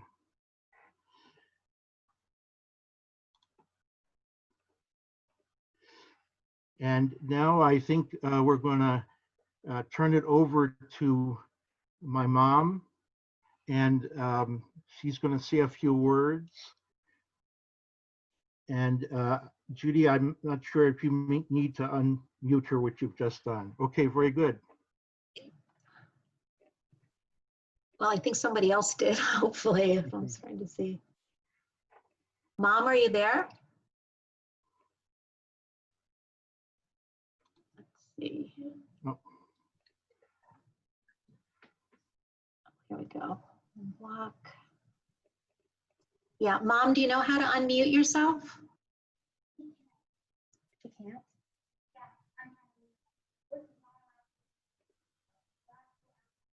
That's what I'm doing. Yeah.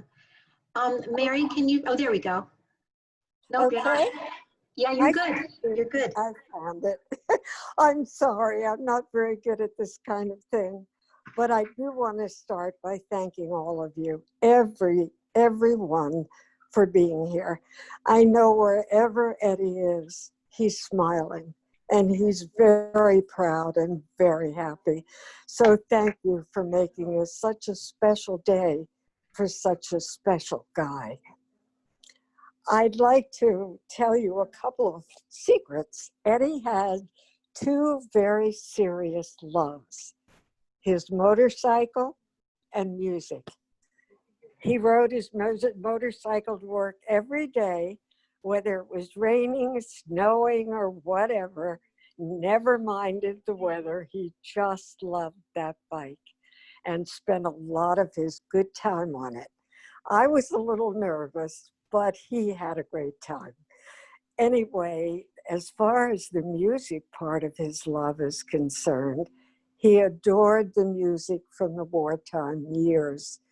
He liked Frank Sinatra. He liked all of those, singers, Andy Russell, Dick Haymes, all of them. And he loved the big bands.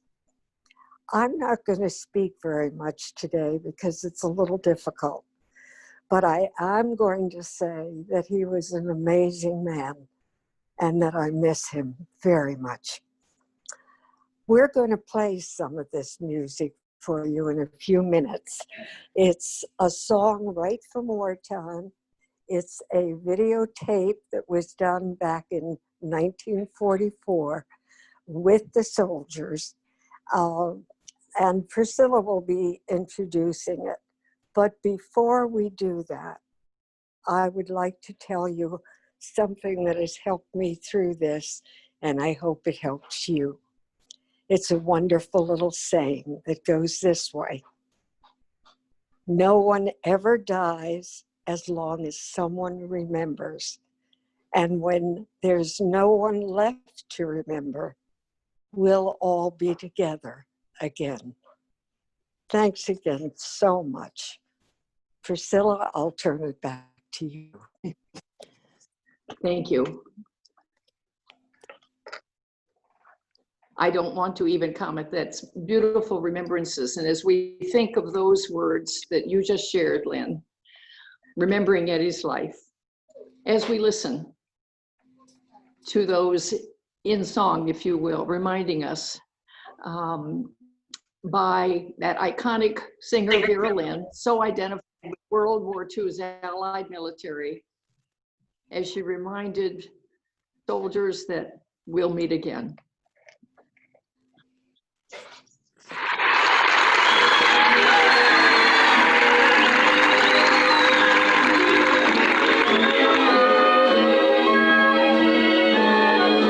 We'll meet again. Don't know when, don't know when, but I know we'll meet again some sunny day.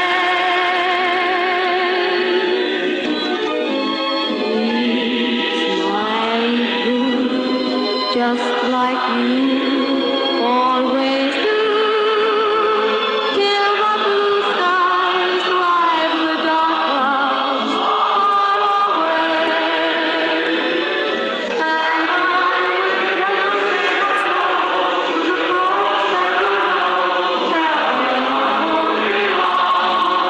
you they'll be happy to know that as I saw you go, you were singing this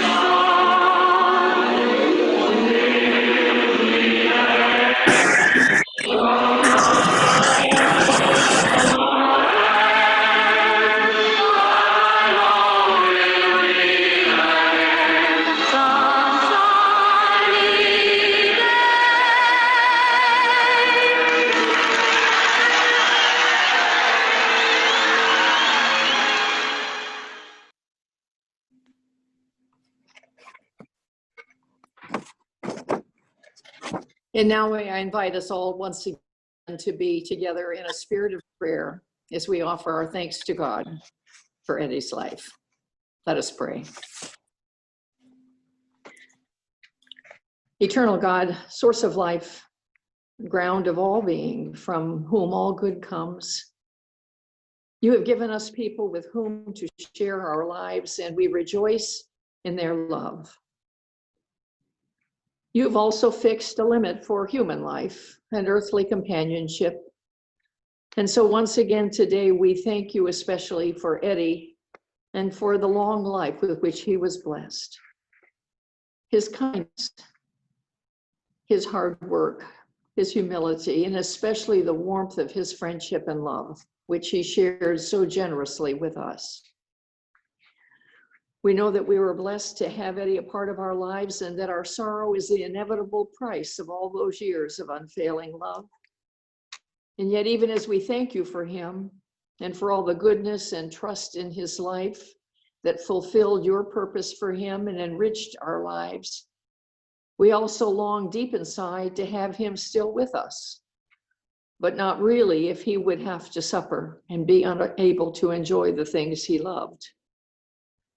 And so reluctantly and sadly, we commit his spirit to your eternal care and keeping in ways we don't really understand. And oh God, we will trust you to continue to be with us in our grief, giving us the comfort of your spirit deep within us and through others. Be especially with those who feel most deeply the pain of Eddie's absence, Lynn and Moon and Judy and Bruce and their families. Remind us all that while Eddie's physical life with us is gone, it is not forgotten. All those special graces of soul and character which made him who he was are not only not gone and not forgotten, but will continue to live on through his indelible touch on our lives. May we remember him best and find comfort by using the strength you can provide for us to be the kind of people he would have hoped for, carrying on his example of dedication to friends and family, work and country, always with grace and good humor. All this we pray in the many holy names by which you are known. Amen.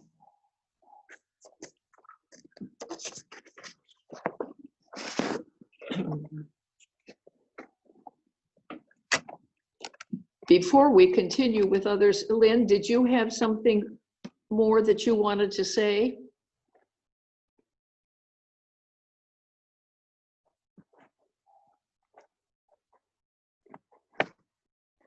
You're muted. There we go. Can you hear Okay, me? I just wasn't sure if you had meant to say something before. I didn't want to omit that before we turn it back over to Judy for the others. I would just like to thank everybody, and I want to thank my kids and my granddaughter for doing such a wonderful job. And I also understand that Benji, my grandson, Bruce's son, had a great big part in getting things together with his dad, and I want to thank him. And I want to thank Eddie for giving me a wonderful life and wonderful kids and grandkids. Thank you, Priscilla. Well, thank you. And the circumstances of our needing to celebrate Eddie in this particular way mean that that kind of thanks and appreciation and love are, unfortunately, we can't just sort of move from this setting into an adjacent party space where we could share some food and drink and toast Eddie and swap stories. And of course, you're all welcome to do that as the day goes on. And you can add the celebration of our great nation's independence to that time of remembering one of her proud veterans who put his own life on the line to preserve it for us and all who follow so that we could be here today. But before we return to our own varied lives from this very special Zoom way of being together, we would enjoy hearing a special memory or a brief story from those of you who would like to provide us with what I like to call sort of a verbal snapshot of Eddie that would complement all that we've already heard from those closest to him. And so Judy is going to explain how that's going to happen with her tech oversight from all of the other techies that she needs to, so we don't have people confused or trying to talk at the same time. So Judy. Thank you, Priscilla. I appreciate it. And thank you for everything that you said. We very much appreciate that. I also want to thank my brother Mike and sister-in-law Bonnie, who patiently practiced with me with Zoom sessions. I don't know how they managed to keep a straight face, but I really appreciate everything they did. So I'm going to keep everybody muted. And what I would like is when it is your turn to speak, if you would please unmute yourself, and then please try to mute yourself again when you finish, or I will try to follow up behind you and mute you, or one of my co-hosts, Mike and Bonnie might do it if I can't get to it. Now, there's the ability to raise your hand in Zoom, and I think it's on. Okay, it's in, Jenny's telling me, because my screen commands are a little bit different, because I don't know if you can, but why don't you explain it? Okay, so at the very bottom of Zoom. Yeah, there's participants, an arrow. Yeah. You will see a bunch of names at the very bottom of that. Right. Say raise hand. Okay, so apparently I know you can toggle a panel that shows the participants on the right, and you toggle that panel by hitting the participants icon on the bottom of your screen. So when you have the participants showing on your right, you should have an icon on the bottom that will let you raise your hand. Now, if anyone cannot see that, or if I have explained it wrong, if someone could please either unmute yourself and tell me, or send me a chat, I'd appreciate it. If I don't hear from anyone, Why doesn't everybody, just for the heck of it, raise your hand right now so I can just see how that looks? Well, no, not raise your hand electronically. So you go to your participants panel and look on the bottom where we'll give you an icon to click to raise your hand, if anyone sees it. Okay, Jenny wants to share her screen. I just don't know if the Zoom session will allow itself to be shared, but we'll see. No one else is sharing. You can. So we'll see, because I'm not seeing any hands raised. So, oh, there's a couple. Oh, good. Oh, people are starting. Yay. Okay, well, some people get it. And you know what? Worst case, if you cannot find your hand raising icon and you want to speak when we're finished with the people who did raise their hands, I'll just ask you to unmute yourself and yell at me. Okay, so I don't want to miss anybody. Okay, so I'm going to start with a couple of the folks who specifically asked if they could speak. What's that? Oh, you can all lower your hands now, you know, unless you want to speak. So, you hit the same icon, so it's a toggle, so you can lower that. Terrific, wow, cool. Okay, so I'd like to start with Jessie Higa. And Jessie, if you could unmute yourself and take the floor, that would be awesome. Thank you. All right, how's that? Can everybody hear me? That's perfect. All right, wonderful. Well, aloha, everybody. Aloha kaka'u. I'm Jessie Higa, and I'm a volunteer historian for Joint Base Pearl Harbor Hickam. It's a great honor to be able to give tribute to Eddie, and it's wonderful to meet his family. One of the difficulties about the survivors coming back to Hawaii is usually due to the traveling, it's limited how many family members are blessed to come. And I was just so honored to meet Judy and Eddie, because coming all the way to Hawaii is quite a trip. And I'm just so grateful for so many families that are volunteers, like Colleen and Barrett, and also Trish Carroll, who have always come to Hickam at the time of December 7th to help us as volunteers, but also very connected to the history. When the 75th happened, it was a wonderful time where now survivors understood that there was a difference between going to the Pearl Harbor remembrance versus where they might have been December 7th. Everybody calls it Pearl Harbor, but I just wanted to educate everybody. Please, when talking about Eddie, mention Hickam Field. Pearl Harbor was not the only place attacked December 7th, and Hickam Field was the third largest casualty toll after the USS Arizona and also the Oklahoma. 303 wounded, 189 dead, including Jack Veldman. Many of the survivors were never told that they could come to Hickam, which is why I volunteered. Being an Air Force child, an Air Force wife, I said, this needs to stop. It's wonderful that they wanted all the survivors at Pearl Harbor, but on this epic, pivotal moment of the 75th, don't you think the survivors would want to be where they were at on that infamous day? And I'm so glad that Eddie was able to participate with the other survivors that came to Hickam Field. It is very rare. And sometimes I feel bad that I actually steal them away from Pearl Harbor, but it gets lost in the whole, what ship were you on? And when they say Hickam Field, sometimes with the younger generation, it draws a blank. So please remind everyone, he was in Hawaii on 7 December on the island of Oahu, stationed at Hickam Field, where the Japanese attacked an airfield that was crucial, where the Japanese had to take out the air power. I wanted to first share with you some pictures. It is through the survivors that come and go that give me their things. Here is someone that served with Eddie, and his name is Peter Corsello. And Mr. Corsello brought, when he visited me in 2009, the actual, I don't know if you guys can see this, I gave it to Judy.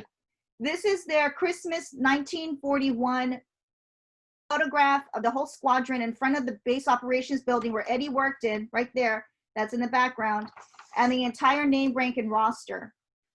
This is how I knew exactly what unit he was with, the headquarters and headquarters squadron, 5th Bomb Group, heavy, and it has him in the roster. So these are critical in where now when I meet other families, I share this history so that you folks now, maybe you can zoom in. I wish I had an original, but maybe with your younger generation, they can actually go to Photoshop, spiff it up, and maybe you guys can zoom in and find Eddie.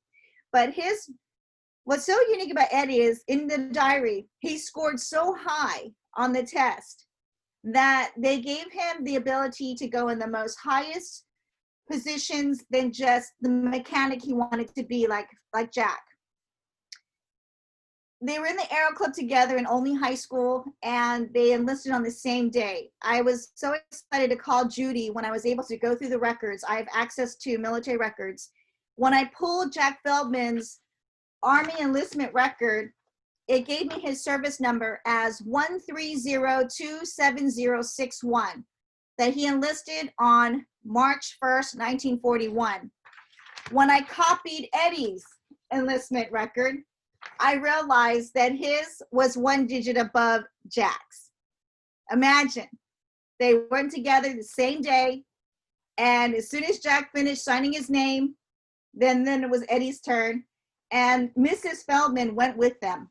She went to the recruiting office with Jack and with Eddie to sign them up. So very unique that these are two boys whose families hopefully knew that they were going to sign up and not lie about their age and get into the military.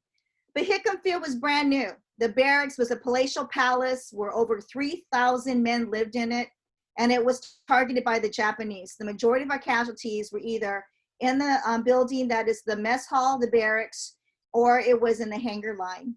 And thankfully, Eddie scored high. He wasn't a mechanic on the flight line, but he did pull kitchen patrol duty. And so according to his diary, he was quite upset that now he knew, oh, there goes my Christmas. I'm going to have to wash dishes. And here's a picture of the barracks building, just to kind of give you an idea. The whole middle section down the middle was where 3,000 men could eat breakfast, lunch, and dinner.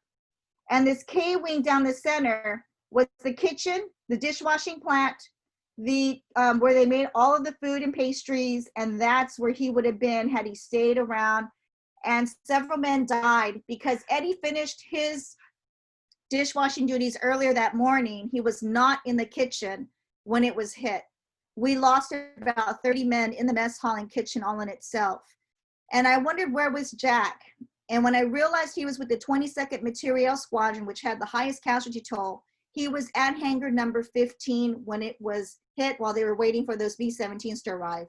They were to service these aircraft, all 12, and send them to the Philippines because these planes were not meant for Hickam. They were trying to beef up the Philippines at Clark Field, thinking that that is where Japan would try to instigate war with us. What I also have is this roster. This is the entire November 30th pay roster with Eddie in it. And it goes to show how many men were in the squadron itself, well over 200. And even though the casualty toll was 5 dead and 11 wounded, you have to keep in mind there was only 7,000 young boys on Hickam Field. So that was, for us to lose 189 was catastrophic. The very flagpole that Judy sat behind Eddie is sacred ground. It is a memorial flagpole where we have a beautiful memorial tablet to honor and to remember these men. But as the survivors themselves passed away, it became bittersweet to understand that now we need a place to honor those that survived that day, who created an association that was not specific to any location, but the fact that they were in the military on that day of December 7th. And their main goal was to educate, preserve, and to also give their next generation history that they will never forget. And my job is to make sure that we go generational.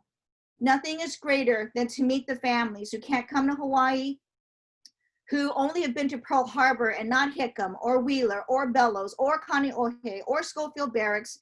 There are so many military bases where Pearl Harbor survivors, according to their hat, but always look to the other side. One side will say Pearl Harbor survivor, the other side will say where they were. And that beautiful pin on top Eddie's hat is a skull with wings. And in Hawaiian, it is called Ki'ai o Kaleva. In Hawaiian, that means the guardians of the heavens. And the 5th Bomb Group and their beautiful B-17 flying fortresses, they took that insignia from the early 1920s in Hawaii. And now Hickam was created in 1940. And now Eddie was able to wear that insignia on all of his uniforms. Squadron that had come from here in Hawaii, and that they truly were the guardians of the heavens. And that is special. And now that pin came back in Minot, North Dakota, because that is where the 5th Bomb Group, which is now called the 5th Wing in the Air Force. I wanted to tell Judy, when I was reading the diary, Eddie talked about playing the trumpet. He made the Hickam Band. And Judy, I need to check with you, but again, another family whose dad was in a band gave me a picture, said, Jesse, I can't identify anybody else but my dad. And when I looked at it, the guy with the trumpet right here, I'm wondering if that's Eddie. It's a little tough to tell. I'm gonna give you a scan. I'm gonna give you a scan of this. I believe that this is the band that Eddie was in. You're probably right. And that is what makes the history. I am just the sleuther. I am the collector of all the information and data. My job as a Pearl Harbor survivor, Hickam Field survivor, I just want to let you guys know it's all the military bases.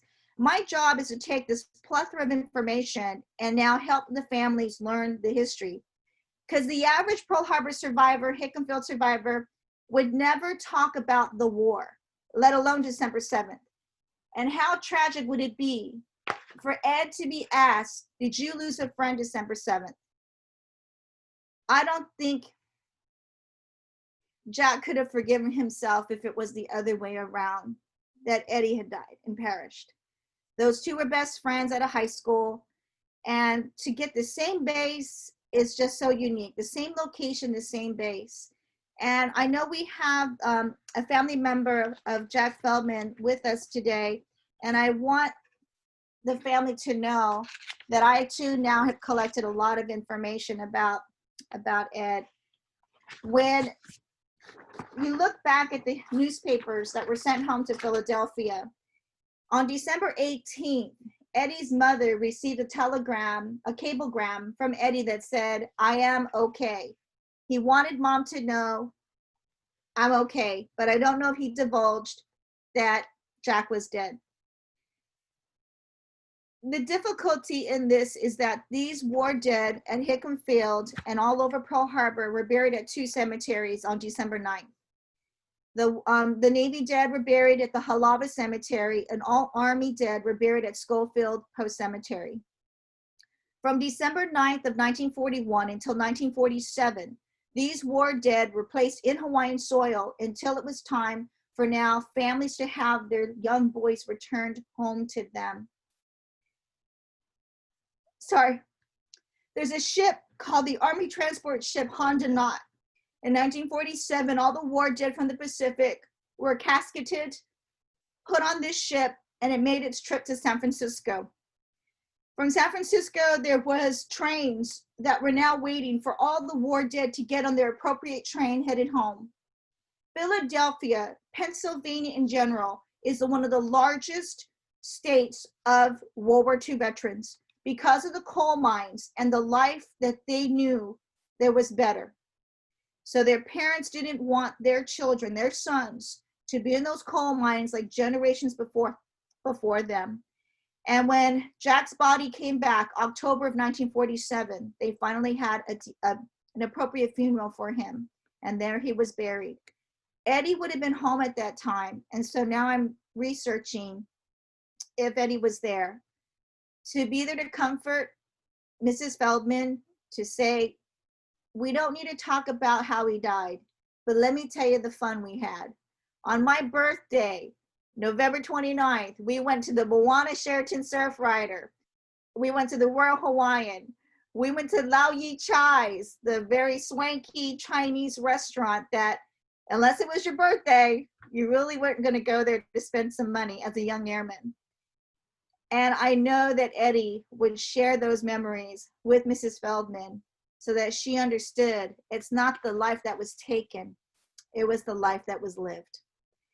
And as I wanted to share with you more information, this is the actual building that Eddie was in.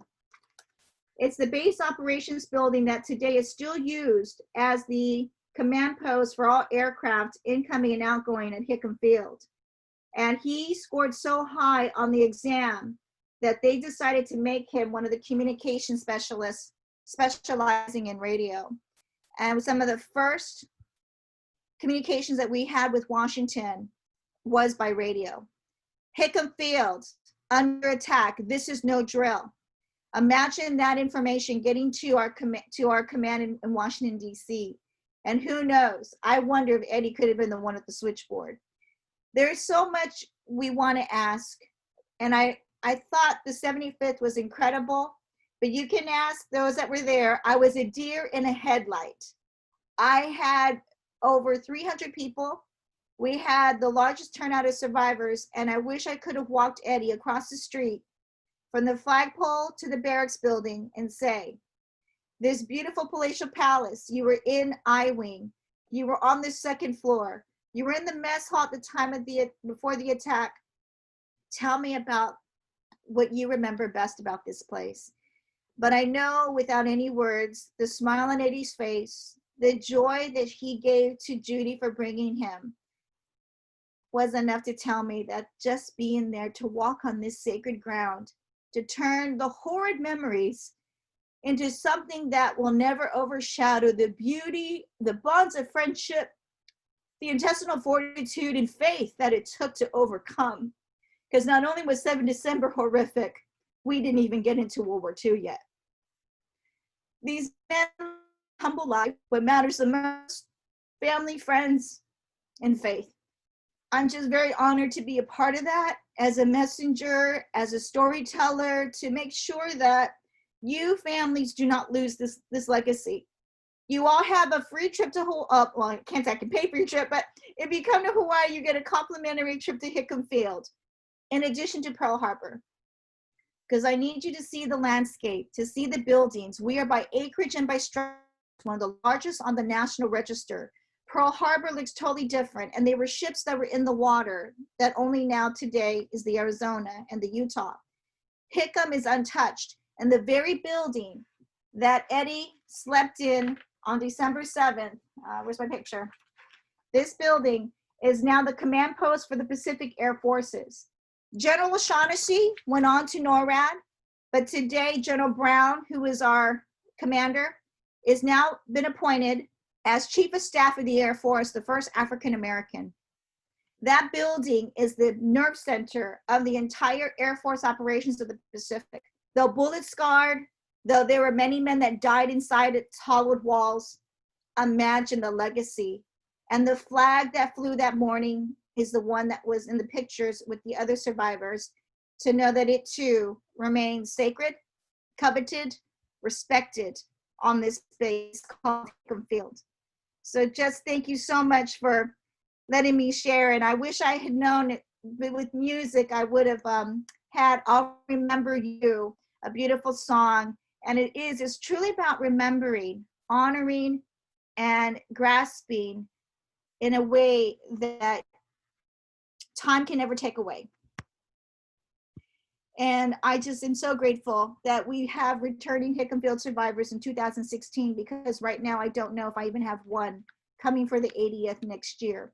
But we're going to celebrate, we're going to remember and honor as if they were all with us in spirit. And that's what I am today, just truly a volunteer who wants to ensure to families the legacy of generations to know that please remember Hickam Field, remember Eddie, remember Jack, remember the legacy, but the life they lived.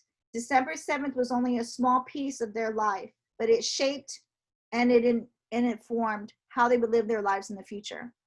So thank you so much for letting me share, and it's an honor. So if any of you come to Hawaii, just give Judy a call. She'll give you my phone number, and we'll make sure that we get you guys to Hickam Field. Thank you. Oh, Jessie, mahalo. Mahalo. That was beautiful. Thank you so much. Wow, you're a tough act to follow. Okay, so Trish Carroll, who met Eddie and me, but kept in touch with Eddie after the 75th, is also on the call and would like to share. She had asked if she could. So Trish, if you could please unmute your phone and speak up, that would be awesome. Thank you. You have to unmute me. Nope, you're there, you're good. Oh, thank you. Yeah, Jesse, that was amazing, and it is a tough act to follow, but hopefully I'll just add on to your beautiful words, and I thank you so much, Jesse, because you're the one that put me in contact with Judy, and otherwise I would not be here to share this really amazing memorial. It's just fantastic, and meet all of the people that, a lot of people that loved Ed. So thank you. So I'm a friend, and Ed is a very important person in my life. He was, and he still is. I met Ed on December 7th, 2016 at the 75th remembrance of the bombing of Hickam Field. And I saw him in the lobby with Judy, and I went over to talk to him. And Ed told me his story of what happened that fateful day. We talked about a lot of things. We talked about my dad, who was also there in Hickam Field when it was bombed. He was a bomber pilot, flew B-17s and other planes. And as we talked, Ed thought that he had definitely known who my dad was and probably flew with my dad in some of the flights that my dad flew as the pilot. So that was kind of awesome. Ed gave me his address, and I sent him a little book that my dad had written about my dad's experience there in the war. And 3 months later, there's a voicemail on my landline phone, and it was from Ed thanking me for the book and saying that, you know, he would love to talk to me more about it if I would call him. I neglected to put my phone number in the note that I wrote. And Ed was so determined, he somehow found me. I don't know how, but he chased me down and he found me. And that was the beginning of our friendship. Ed and I talked and FaceTimed multiple times over the next few years, and it was so fun. We wrote together an article about his experiences in the war for the Tailwinds newsletter, which is the newsletter for the 31st Bomb Squadron group that I'm part of. That my dad was in that bomb squadron. And that was really fun to write that letter. Ed and I talked about meeting again in Hawaii several times to honor the December 7th. And I know Judy wanted to take him back, and it didn't happen. We were hoping it would happen for that 80th, but we will just have to make sure and take his spirit with us. It will be there, and we will honor him. I only met Ed one time in person, but our friendship has been so special for me. I know it's probably a bright spot in Ed's life, but he was such a bright spot in my life.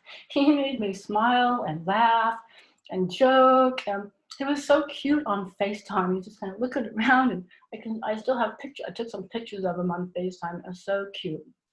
He was such a character, always happy and smiling. And we had so much fun. Ed and I were planning on writing another article, a second article for the Tailwinds newsletter. But now Judy and I are going to be doing that, and with supervision from Ed above. So I miss Ed, and there will always be a special place in my heart for Ed Bloch. Thank you. That was very beautiful. Thank you very much. I see two other hands raised. Lisa, who recently lost Tom, had a hand raised, but I think she may have had to drop off, sadly.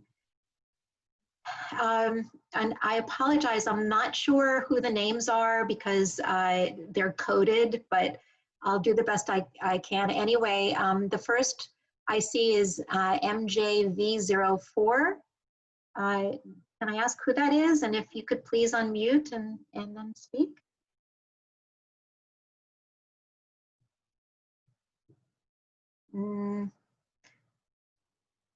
Okay, maybe it's possible that the hand was just up accidentally. I'm seeing Anne raise her hand. Is that for Thomas's? Yes. Okay, so if you would be so kind to unmute Anne, and then I would love to hear your comments.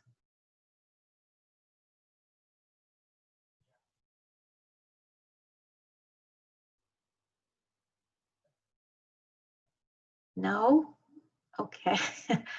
Anne, did you want to speak? You do? Okay, do you know where the unmute is? Here we go. I'm asking you to unmute here. Maybe you can just, there you go. There you go. Yep. Yeah. Yeah. I just want to thank you for inviting me. I've enjoyed it so much. And these two were so special to me. We've had so many wonderful memories, and Lynn and I are still talking. And just thank you, and I will be in touch.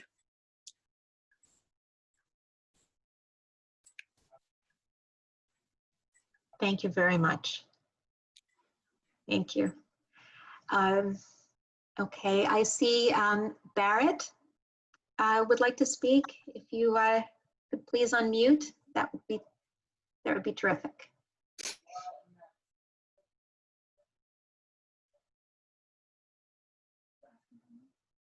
Yeah, Barrett, do you want to, here, I'm going to ask you to unmute officially here. There you go. Great. There you go. So, my name is Barrett Weiser.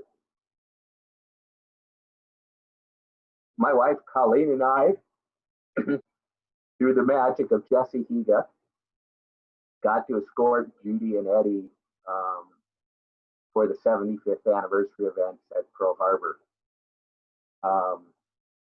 I had told, the year before, I brought my father-in-law, who spent a week at Hickam Field before he deployed to the Pacific Theater, to Hickam, and we met Jesse. Jesse gave us a very private tour. And so we said to her, hey, if we come back for the 75th, what can we do? And Jesse said, well, you know, they always need people to pass out water. So 2 days before we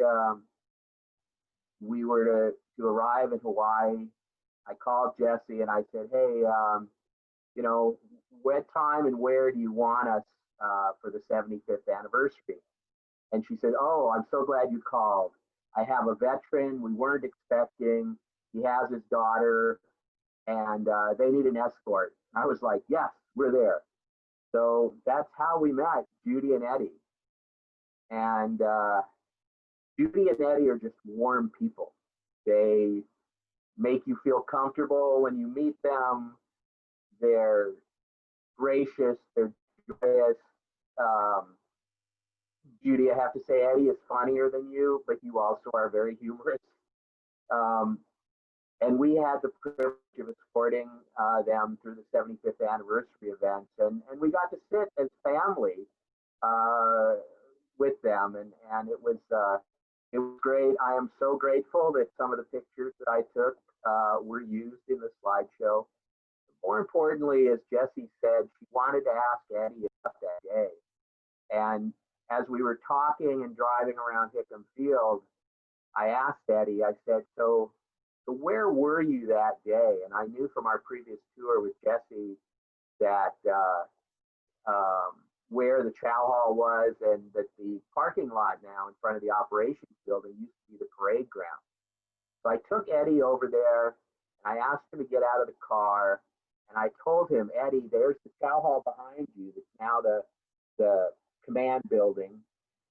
I said, you would have walked out and this would have been the parade ground. What did you see? And at that point, I know Eddie went back. December 7th, pardon me, 1941. And he described, just as he did to that fifth grader, what he saw. And he said there were no trees there. It was just an open field. And he said he saw the pilot and he saw the gunner of the pilot of the plane lock and load on him. And then he saw the pilot say something to the gunner, and the gunner didn't shoot. And then he saw the bomber hit the building where we now know Jack was. All Eddie said was his best friend was in that building. And he spent the rest of the day trying to get to that building. And he spent the rest of the day not only up in the command center, but helping wounded to the hospital and collecting the dead. And, you know, we kept in touch with Judy and Eddie afterwards. We saw them down in Florida, and we met Lynn and we met Moon. And they're just wonderful, warm people. And I can't thank Jesse enough for giving us the opportunity to meet them. And I can't thank Judy, Eddie, and Lynn and Moon for the friendship. And as a veteran, it means so much to us. My father served in World War II in the Pacific Theater, and my father-in-law served in World War II in the Pacific Theater. And there's a very good possibility my father passed through Hickam Field and may have even met and talked with Eddie. So again, it's just a tremendous opportunity to meet and know and care for some really, really good people. And I thank Jesse for that opportunity, and I thank Judy for just helping us become a warm part of the family. Thank you so much. Thank you, Barrett. It was absolutely beautiful. Please send love to Colleen also. And I'm not offended that you think Eddie's funnier than me. Okay, so I do not see any other hands. Oops, I'm still seeing MJV04. Can I just? Yes. Whoops. Yeah, you're unmuted.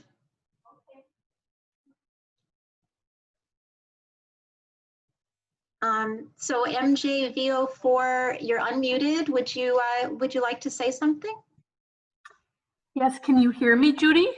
Yes, and oh, is this Margot? This is Margot. Yeah, this is the daughter-in-law of Eddie, and I just wanted to thank everyone for what a lovely tribute to him. But he was also a man that I think was very timeless. He didn't know a piece of technology or a gadget that he couldn't master. Into his 90s, he would just take the iPhone or anything. The fact that he was FaceTiming is amazing.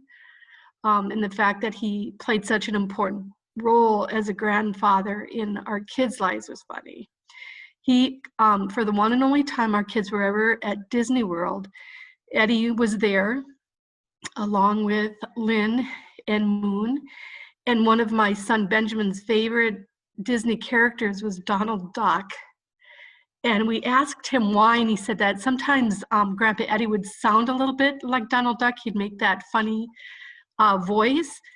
But they were watching a movie one day where Donald Duck was transported back in time, and he met a woman and he said, "Hello, Toots."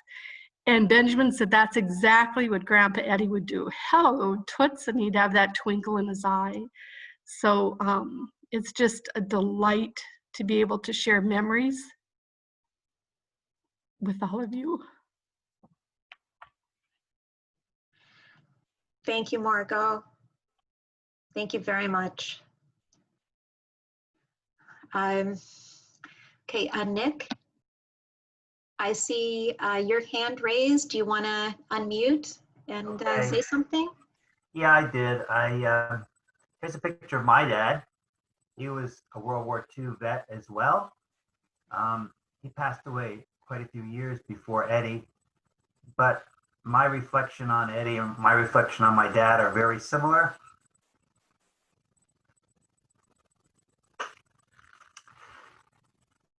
They were both humble men who were put into unreal situations. They were brave, they were heroes, and they never liked to talk about it, but excuse me, they sure touched me, and I'm sure they touched a lot of you too. And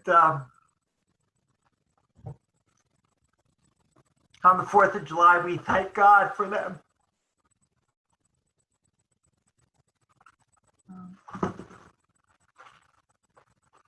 Thank you, Nick.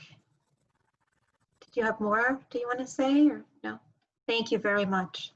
Thank you. My daughter Jenny would like to say something. So Jenny, if you could just unmute, please. What there? Oh, I need to ask you to unmute. Hold on, because I didn't ask everybody else. So, okay. Oh, you think so? Okay, there you go. So last night I was working on the PowerPoint and I just started reminiscing, going through all these photos, and I just kept thinking about all the different memories I have with Grandpa Ed, mainly him teaching me how to play cards. I remember in their old home, I would go out onto their like little patio or balcony, and I would just play war with him for however long the game lasted. And I remembered and in their new home, it became a tradition for me to go to their house every Sunday and play cards with them. And a few Sundays ago, I was writing down the names to keep score, and I instinctively almost wrote Eddie's name. And it hurts. It's just so many different memories and so many different things remind me of him, and yeah.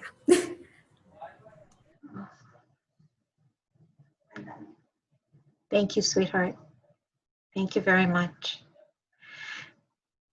Okay, I'm not seeing any other hands raised. Can I ask if anyone else has any comments? And if, I'm not sure how we can do this if I can't see you. Oh, okay, Thomas's iPad, Anne, I guess. Anne, do you have something to say again? Would you like to?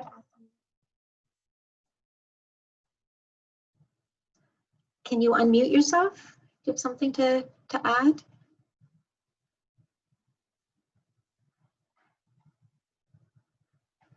Anne? Okay, well, maybe just getting toggled, I guess. But in any case, if anybody is having trouble with the technology but does want to speak, maybe just send me a chat and let me know. I'm taking a look at the chat now to see if anyone else has something to say. I think there was a gentleman who said he might have a prayer or a poem. He's, I think, with the Patriot Guards, and if this had been a traditional time without the virus, the Patriot Guard group, I think, would have given Eddie quite a send-off on their motorcycles too. So appropriate. But okay, I'm just gonna give it another moment, and I'm not seeing any hands or hearing from anyone via chat. So I just want to thank everyone from the bottom of my heart for being part of this remembrance of Eddie. He obviously meant an incredible amount to all of us, and really to very many other people too. But he is sorely missed and very, very deeply appreciated.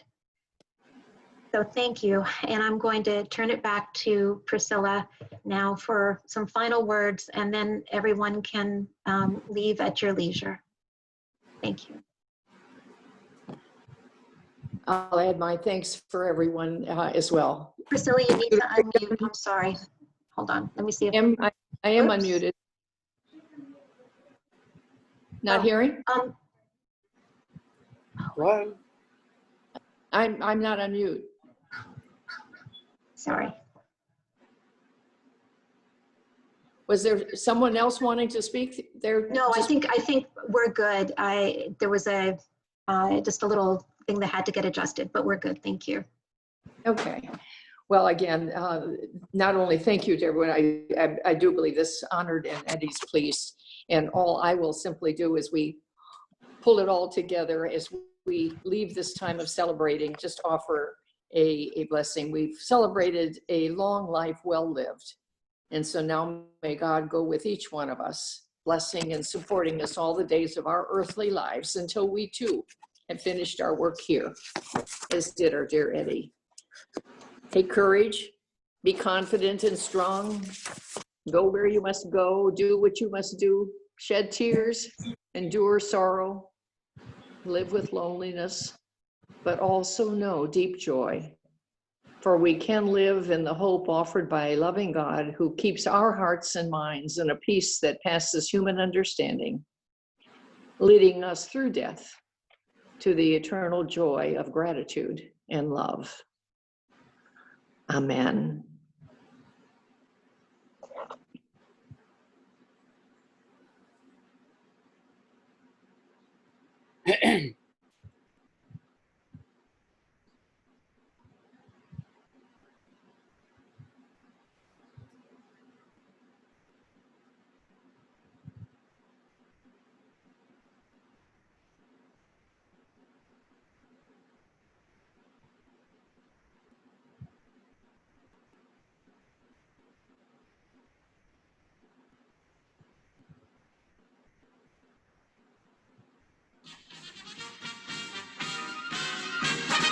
I'm a Yankee Doodle dandy, a Yankee Doodle do or die. A real live nephew of my Uncle Sam, born on the 4th of July. I've got a Yankee Doodle sweetheart, she's my Yankee Doodle joy. Yankee Doodle came to London just to ride the ponies. I am that Yankee Doodle boy.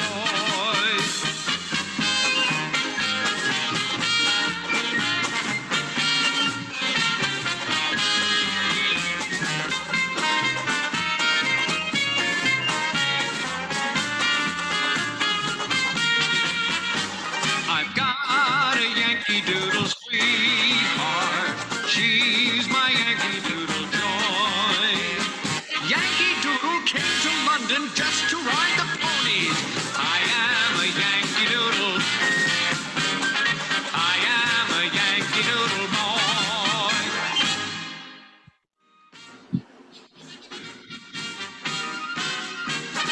I'm a Yankee Doodle dandy, a Yankee. Okay, so excuse me, at this point, I'm going to end the tribute. And I, again, cannot thank all of you enough for being part of this with us. It meant a great deal to the family. Love you all, and please stay safe. Aloha. Thank you. Beautifully done. Thank you. Aloha.